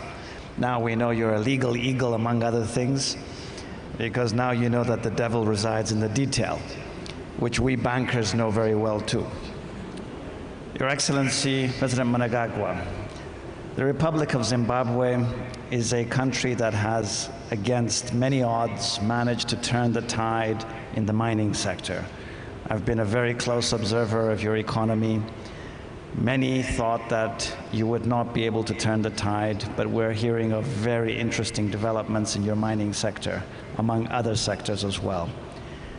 Could you give us a sense of the renaissance that's coming out of the mining sector, and do you think you'll be able to do some beneficiation? Thank you very much. I would like to kind of apologize. I'm sure you're fully aware about the history of my country until we got our independence. So I strained to hear you because through the process and torture, I lost my left ear. That's why you see me straining through the struggle. However, Zimbabwe has kind of unique history in our region. For some reason, I don't know why the people in the north want it so much. We went through a 15, 16-year war of liberation to attain independence in Zimbabwe. We have a robust mining sector. The issue may be, what don't we have? Because if you say, what do we have? We cannot, the list does not end. It is necessary that we develop our mining sector. But in the process of developing our mining sector, the maximum benefit should come to Zimbabwe, not to those who are developing it. Because to develop our mining sector, we need global capital, global skills, and global technology. But these three put together should not lead to them benefiting more than us. We are happy if we don't strike a balance where we get maximum benefit to allow our minerals to remain where they are until we have a structure where, as we extract the minerals, we get the better value of the mineral than the global skills or technology assisting us to exploit our minerals. Yes, we have a huge mining sector. Initially, we had our coal, our gold, our platinum, but currently, the more exciting one is now the lithium. It turns out that, look, I'm a villager, I don't know, but I want to say what those who went to school say about what we have. They say we have substantial deposits of lithium in Zimbabwe, which perhaps places us very high on the continent in terms of the quantified lithium deposits in our country. Now, with that, there are so many global interests who would want to come and exploit this lithium. Our view is that it has been there for ages. It can continue to be there as long as we have not struck a balance as to how we benefit. We will not just want it to go away. By the time we say, okay, you come in, we must satisfy ourselves that what comes out will never grow again. So as a country, we must have the maximum benefit. Yes, global capital investment goes where it has returns that we accept, but we don't accept exploitation. So our mining sector is quite vibrant. Currently, Zimbabwe has two major economic subsectors which make us develop our agriculture. I think we are quite among those who have a developed agricultural base. We have vast arable lands in Zimbabwe, and we are food secure, primarily. And we have introduced a model of agriculture in our country that addresses food security at the household level first, before we look at the national food security level. At the household level food security, we have designed a model of agriculture where each household, without much technology or mechanization, is to dig 52 holes this way. 52 holes represent 52 weeks of the year, and the 19 holes this way. So the 19 holes gives food security for a week, for a family of 7 or 9 for a week. And the 52 holes guarantees food for household for the year, because the year is 52 weeks. So by that, we have addressed the food security at the household level. Now, beyond that, as a state, we have bigger farms where Zimbabweans have bigger farms. That now addresses the national food security. But this is a post addressing the household food security countrywide. That's about our model of agriculture. And I think for the last 6 years or so now, we have never imported food, but we have excess of food. For instance, all along we have been having to import our wheat, but now we are exporting our wheat as a result of structured model of agriculture to address the question of food security. And we're happy. So the only challenge we have is climate change. Now, to mitigate against the climate change, since the Second Republic came in, we are building dams in every single province. And we know that a year, our population uses X amount of corn or grain, about 2.2 million. And we know that a hectare produces, say, X amount of tons. So we have now reached having the number of hectares under irrigation, that is to mitigate against the climate change. So that whether there's rain or there's no rain, we have enough dams to irrigate a number of hectares to produce the amount of grain which we want, because we know the yield per hectare. And the last 4 years we've been able to do that. And we are happy that we have achieved that. So again, on the question of food security, barring, of course, climate change, but again, we put that into consideration and make sure that there are enough water bodies or dams irrigating a number of hectares that guarantees domestic food security. So all these things, why do we do this? We are doing this because Zimbabwe is in a peculiar position. I think it's the only country which has sanctions. Most of the countries in the north, when they talk about Zimbabwe or dream about Zimbabwe, they only dream about putting sanctions on that country. So it also makes us think outside the box to beat those sanctions. And this is why our economy is growing at the rate of perhaps 5% or so on a yearly basis. It is because we've looked internally and they say, under these circumstances where the global north would want to strangle us, how do we survive? And we are surviving. And we're actually very thankful to those who have put sanctions on us, because they've made us think outside the box and survive with sanctions. Just think about if they remove sanctions, we may be wondering how to live without sanctions.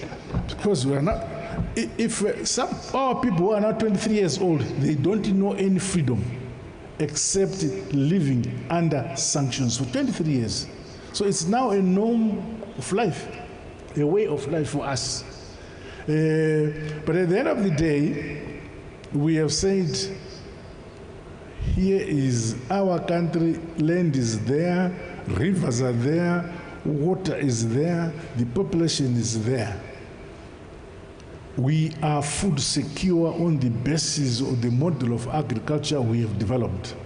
As I said, each family is required to dig 52 holes by 19, which means every 9 holes gives food security to a family. Now, once you have resolved that, the bigger farms now address the national issue, the national food security for the nation. And we're happy with that. Again, it is because of sanctions that are on us. That's why we think outside the box and beat these sanctions. And in fact, we say, create more, because we think more. That's how it is. When you put people to pressure, they'll find how to survive. How to survive. At the end of the day, however, I've been talking to my brother here after he was making a statement here. And we have agreed, I can announce it, we agreed that from now on, we shall instruct our officials that there should be no question of how to enter Zimbabwe, how to enter Botswana. That should be cleared. The two of us have agreed, realizing that because we are African, we should be able to walk into Botswana, walk into Zambia, walk into Kenya. And we've just agreed when we were sitting there, my brother, why do we restrict ourselves? Somebody said in the past, when we were all together, then the global north came and made boundaries where a family's kitchen became on the other side of the border, the bedroom on the other side of the border. So Why should we continue to respect this? Let us open borders among ourselves and move freely. And me and my brother here are saying, please, let us instruct these people who went to school to remove all these things in terms of the law. We, as politicians, are ahead of them in terms of philosophy and the thinking and the integration. But the implementers are these ones who are here, who have PhDs and masters. Thank you.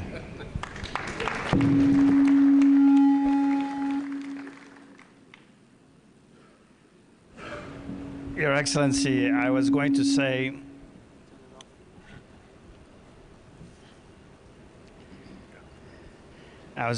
Your Excellency, that you give the term resilience new meaning, because the way Zimbabwe has overcome all the difficulties to achieve what you've just described and what I've been observing is really an inspiration. So hat off to you, sir. Well done, and we look forward to continuing to play our rightful role. In Zimbabwe, as you know, we've been quite active there, so we'll continue to do what we've been doing. Which brings me to the Prime Minister of Rwanda. The President of Zimbabwe made references to climate change and important measures being taken on building hydro dams and special arrangements around special management of water. COP28 is still going on in Dubai as we're here on the panel. How is Rwanda taking advantage of the new momentum around climate change to move the needle? Thank you, moderator. Thank you for giving me this second opportunity to speak. And don't be disappointed if I don't respond to your question in the way you want, because I want to also say something, taking disadvantage because I'm giving this floor about the Agenda 2063. This agenda was proposed by our leaders, African leaders, and it has to be implemented by us. And we should make sure that we don't keep the agenda just on papers, but to implement it.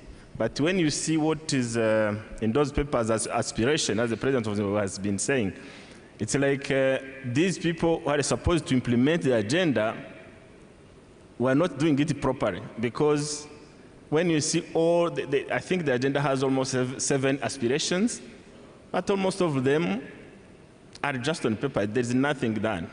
And I'll give you an example, the free movement of people. This is something which has been discussed all the time.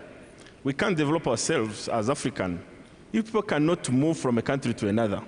And this is what Excellencies have been talking about between their two countries. But we need to have that free movement across the continent.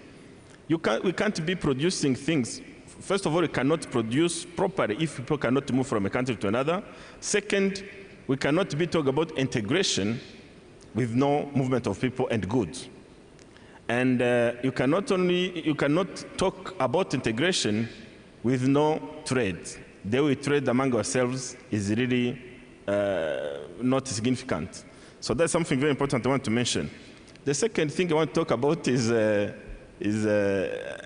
we always talk about our youth population in Africa, and it has been like a slogan where people would say in the different conferences that Africa has the youngest population in the world.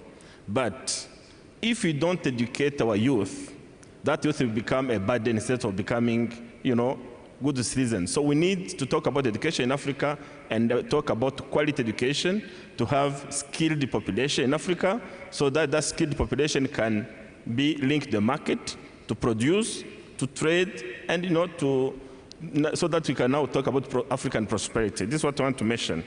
So about climate change, I think I will just put to one word because I know there is a time constraint. The discussion long goes to be to agree if the climate change is real or not. At least now there is a global agreement that the climate change is there, and the way we manage their consequences depend on a country to another, but we know what to do, and what we need to do as African country is to go into actions, not to talk because everything is known. We know what to do. What we need is just financing and then to go to implement different plans. Thank you. Minister. Last round from our good Deputy Prime Minister from Tanzania. You also happen to have the energy portfolio, and we know Tanzania is one of the lucky countries that has bountiful discoveries of natural gas. In the context of climate change, what are the prospects for Tanzania to unlock that resource?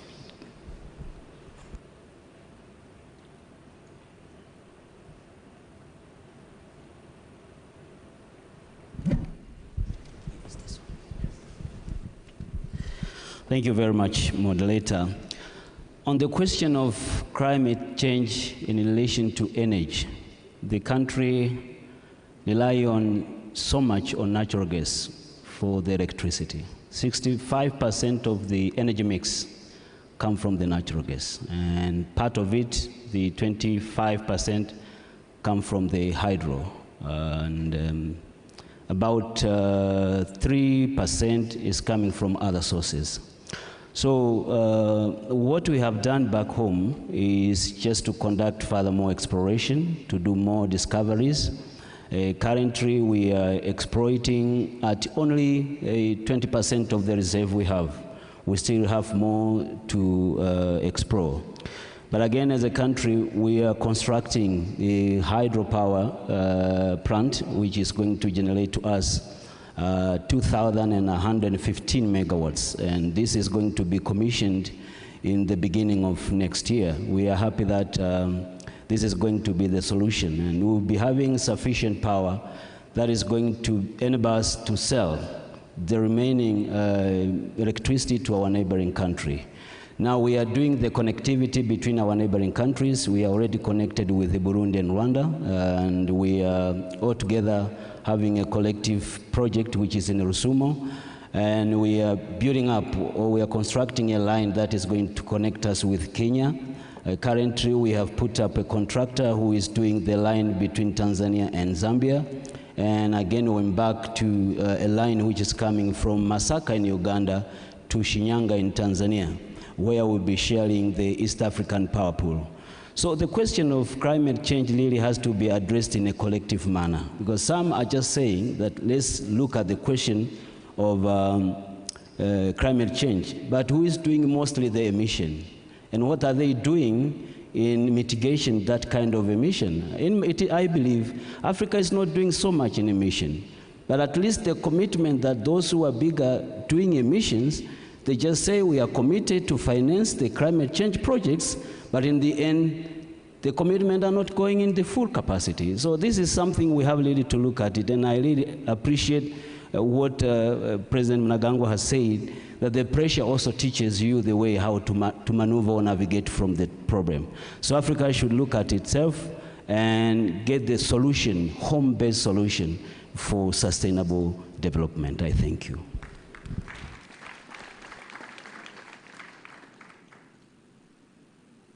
Well, our host president has given people ideas about embracing pressure so that they can be diamonds with all that furnace that creates good things. This is an ideas festival, so I think it would be a mistake for us not to have the audience have an opportunity to pose a question or so. So I'm going to open it up and take any potential speakers who want to ask a question of the panel from the floor. As you kindly raise your hand, and we will identify you, and you'll just need to speak up, state your name and affiliation so that we know who's speaking. I see a gentleman there, or is it a male or a female? Doesn't matter these days, but in any case, the person in white. Could somebody hand the person in white a microphone? If you could kindly stand up so we can see you. Thank you, sir. Good morning. My name is Jimmy Ramanzima. The questions that have been asked, they all come down to one or two things. I think the question that I'm posing to the panel is, what is that thing that needs to be done to move the needle from where we are as individual countries to where we need to be? Because there is a lot that needs to be done, but there has to be a start. Where do we need to start as individual countries, as individuals, as companies, and all of that, basically? Thank you. Thank you for that. And maybe one other, if there is, before we close it. I see another person there in the middle. If you could kindly stand up, please. Now it's a lady. Good morning or afternoon. My name is Pomlani Kagua, and my question is, firstly, it makes me a little bit upset that the president of Tanzania couldn't be here because she would be the only woman. But as presidents, as heads of state, as leaders, to help the girl child in your respective countries, what are you guys doing to empower young, whether it be female leaders, people who want to be in your positions, business leaders, and the likes? Thank you. Thank you. In the interest of time, we'll stop here, and I'm going to come back. Sorry, my name is Edward Msaki, and I wanted to ask about cross-border exchange programs, and when would you guys think we should kickstart these programs? Because I think it would help save a lot of things in the tourism industry. Thank you. I'm sorry to do this to you, but would you kindly restate your question? It wasn't audible from here. Cross-border exchange programs. Okay, very clear. Excellencies, we have 3 questions. I think the question of what needs to be done to move the needle has already come out in the previous discussions around planning and the discipline of execution and managing for results. So maybe we can skip that one in the interest of time. There was a question on gender and what is being done to empower and give female entrepreneurs opportunities. Does anybody want to take that question? Gender, Prime Minister Rwanda.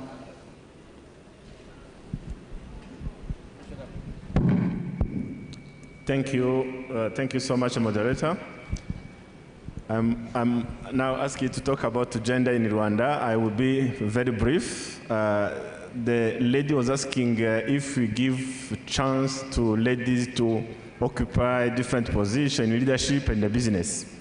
And we know that let me start with the African Agenda 2063. In that agenda, of course, as I said, we need to implement it properly. So not keep it in the papers, but also to implement it. But in that agenda, the gender issue, the gender equality is there, and all African countries should be implementing it. But let me give you the example of Rwanda. In Rwanda, we made it a policy under the leadership of the President Kagame since we have been implementing it now over 20 years. And what is happening is that we give always ladies opportunity to serve the country at different positions, being leadership position, even professional position.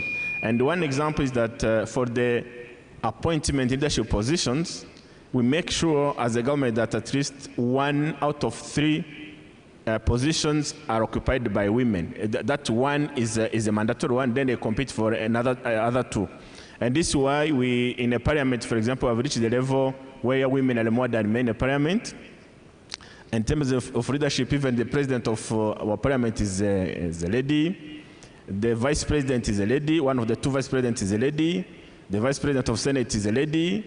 In the cabinet ministers, we have half of a cabinet are ladies and another half are men. So that one, the policy has been implemented. In terms of business, also have been supporting women to go to do business and having a bank account, what we call being integrated in business, but also the financial inclusion. So that has been done in Rwanda, and I've seen results because women are giving good results in terms of economic. They are now economically empowered, then they are giving results in terms of economic production. So I think the person who asks education should come to Rwanda and spend some days and discuss with those women who are in leadership positions. They will tell you how they are doing their job, and they are doing really a good job for our country. Thank you.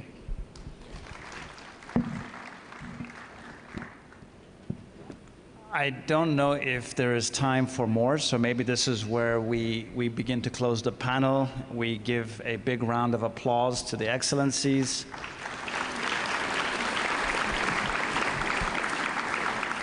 And for any of you who had wrong ideas that heads of state don't deal with detail, don't deal with the devil in the detail, you now know better.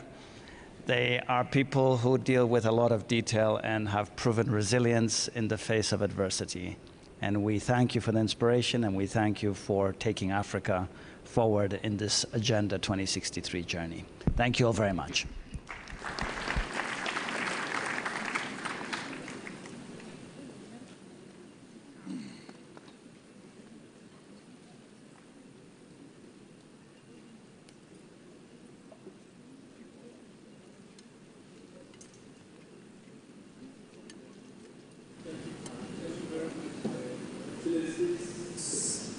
Thank you very much, Excellencies. I think there's just going to be now the Excellencies, after they take the photos here, they will go towards an official photographing site where we shall allow them to go and do that. And then I would request that dear delegates and everyone here remain seated. I do have some good news for you. So, and then I will, you and I will share the good news when they have left. Another round of applause, ladies and gentlemen, for wonderful, wonderful discussions led ably by Mr. Tadase. Thank you so much, sir, and for the probing questions that you presented to our leaders. So as they go out to go and take the official photographs, we shall remain here just briefly, and then I shall let you know what we're going to do after this. Well, God's timing is always the best, so we have had, we have had a fantastic experience in terms of the issues that were raised.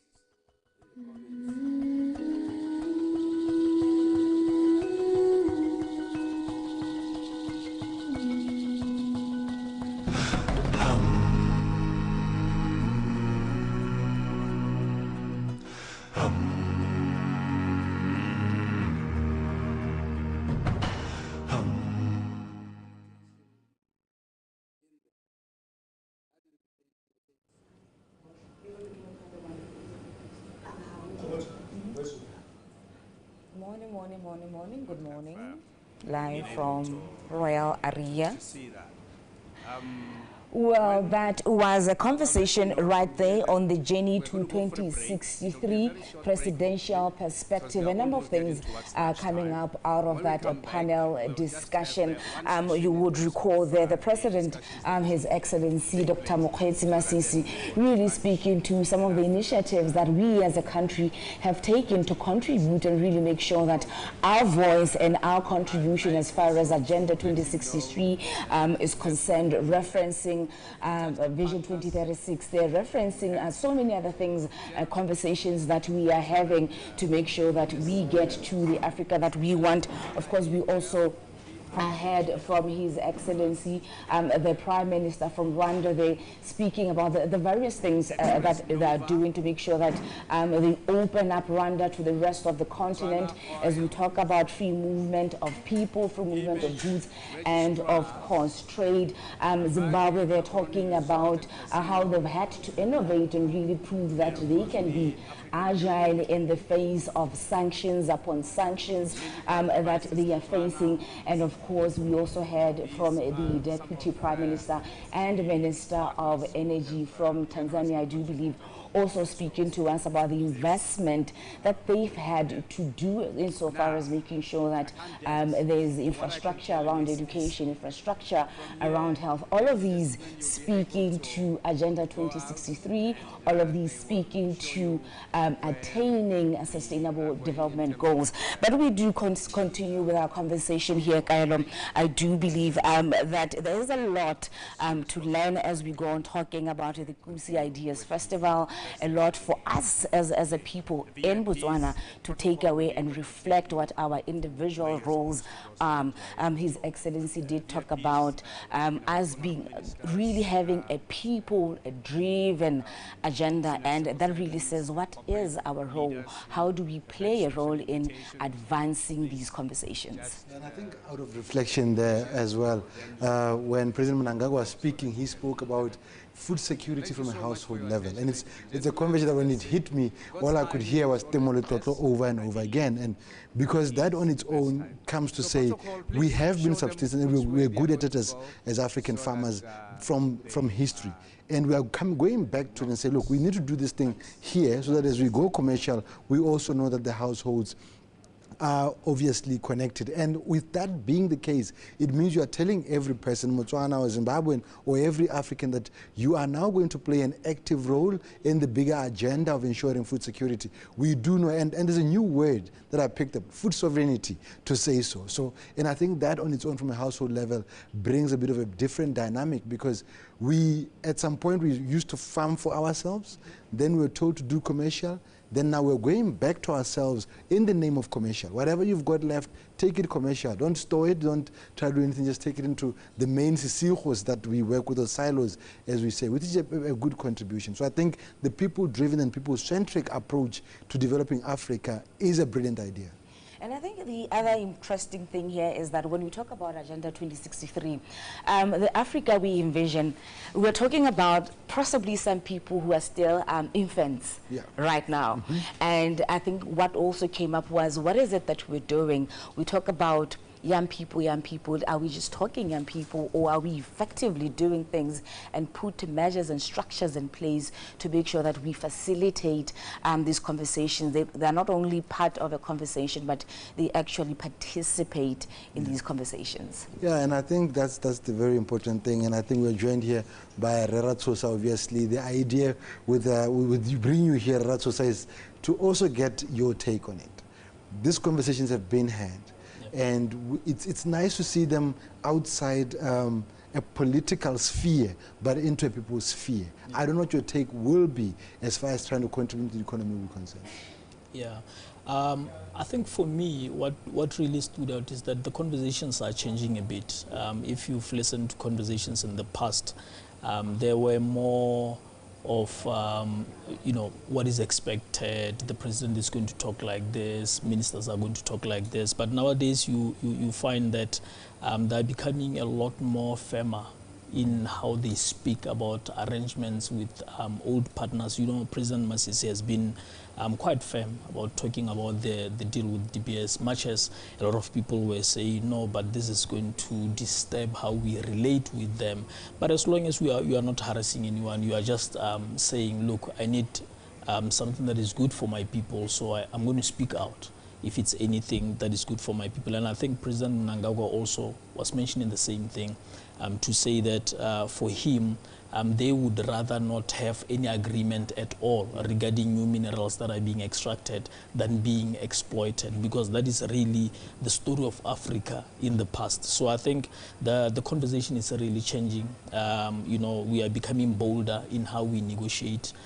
We are becoming a lot more intentional about the things that we want as Africans and how we want partners coming from the West to engage with us. Yeah. And I think being bold like that also goes a long way, because it then shows that we are all about action and trying to go. And I think the idea of not one partner is also a very good one, because it advises you to say, have a backup. You cannot just be there and not do anything about it. I don't know. I think a lot more can be learned from here, and Botswana always is a better story to share as far as this is concerned. Yeah. No, absolutely. You know, the issue of having more than one partner is really, in business we call it diversification, right? Yeah. So if you are dependent, if you are dealing with one person, you eventually become dependent. It's like a spouse and spouse relationship, right? You become too dependent. That's why when there's a breakout, there's always trouble. The children will start to suffer, right? But not to say that we need to diversify. Yeah, we can diversify at home. Yeah, but I think it's a good thing for us going forward to have more partners, because if you have more partners, it becomes easier for you to negotiate terms. You can always say, but I'm getting this from this other person, I'm getting this from this other business. So it really helps in terms of leveraging the return on investment. Okay, and I think we look forward to seeing a whole lot more. So so far as now is concerned, what are your bigger expectations now? Because I'm seeing this thing unfolding. And initially when an event starts, you sit and say, another government event or another heads of states are going to sit there and talk. But the tone of the conversation is really reflecting that Africa trade, not Africa aid kind of plan.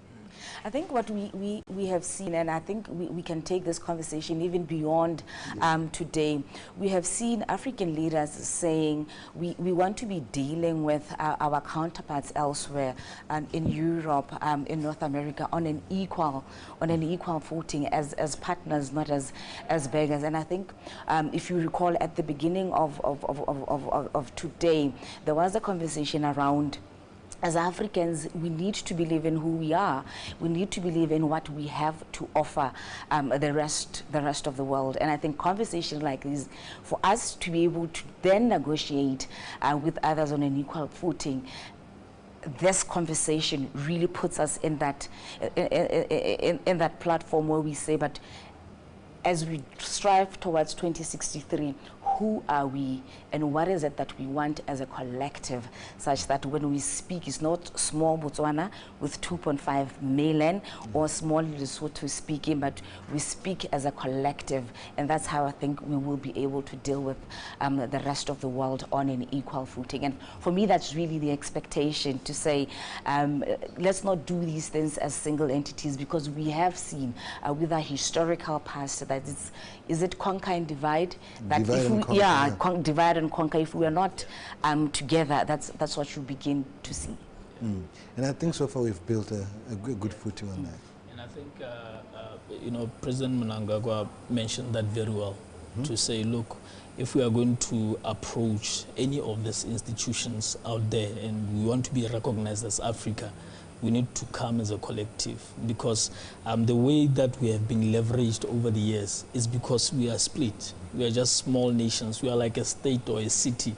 We're just small nations, but trying to have a voice. We can't have that voice. If you look at China, they're leveraging their population because it's just one huge country like that. You look at India, it's just one huge country like that.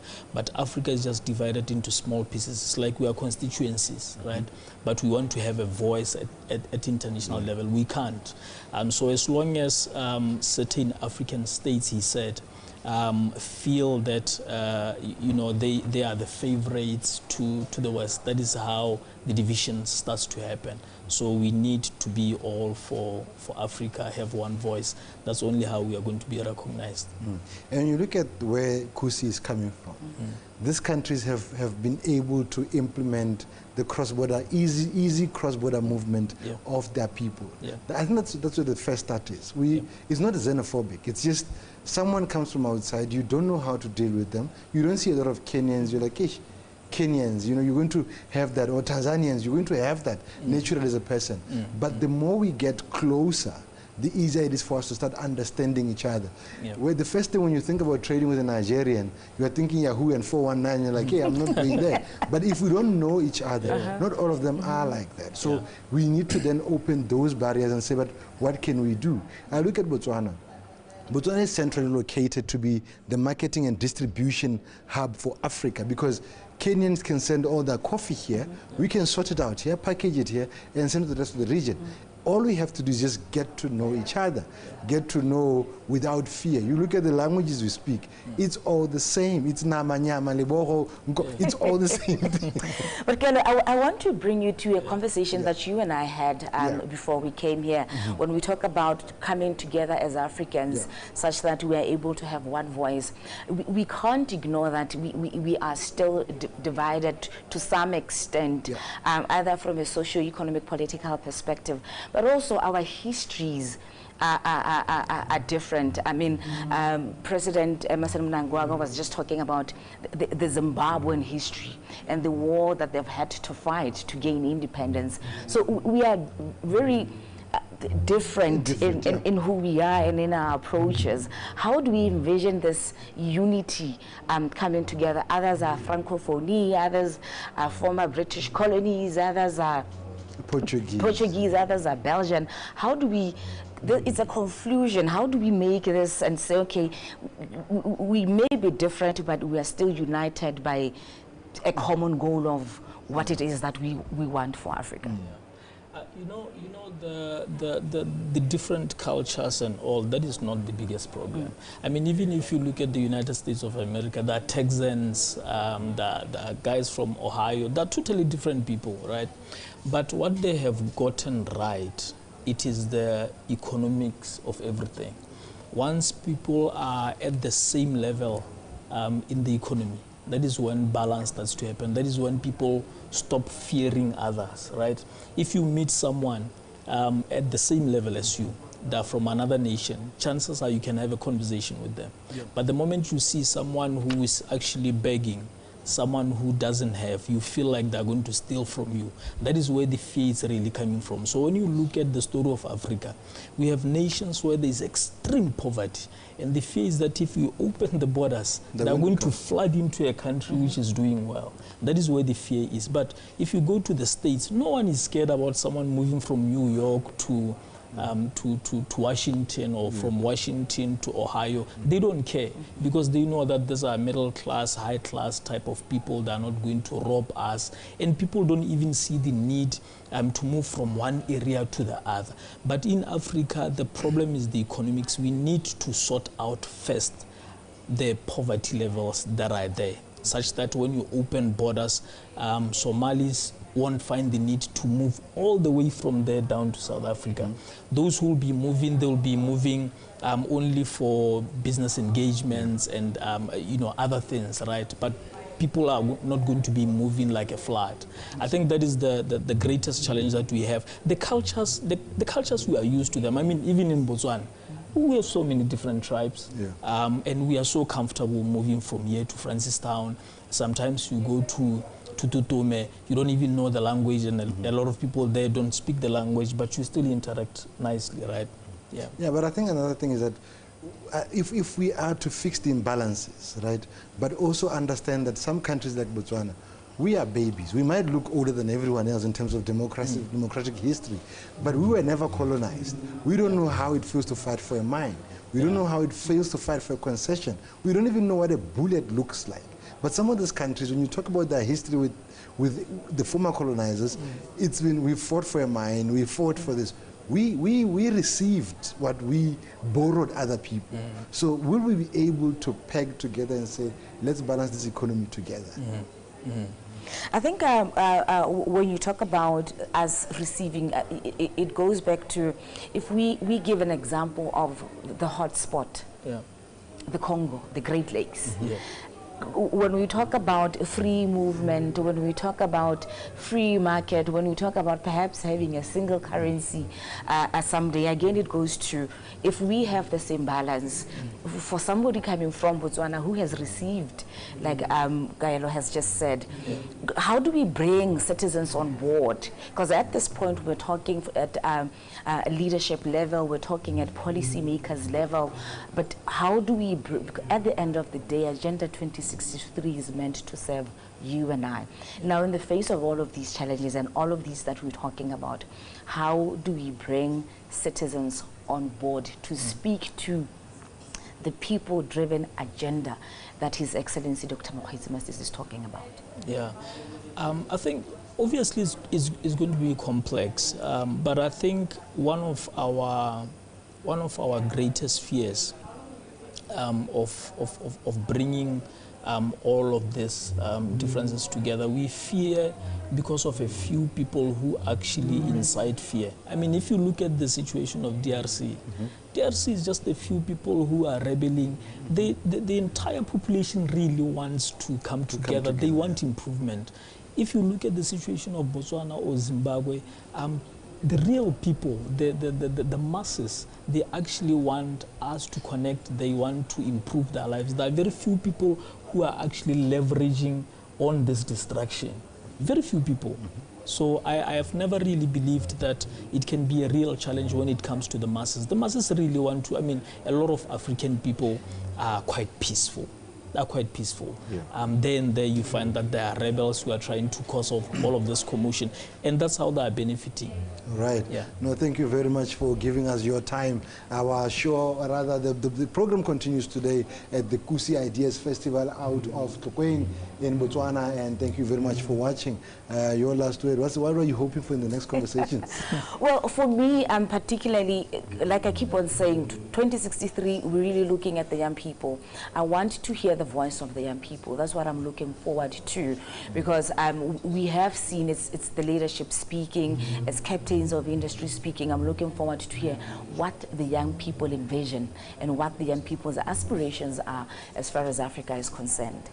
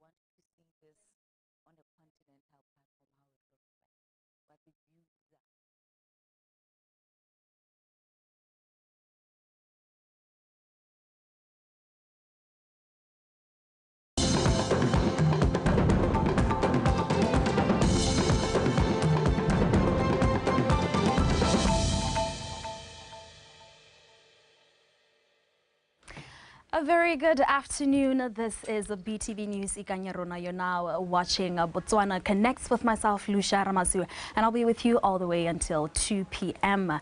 And of course, we have been watching from this morning when we saw the Kusi Ideas Festival being officially opened, and we did hear some discussions that were had with some presidents, of course.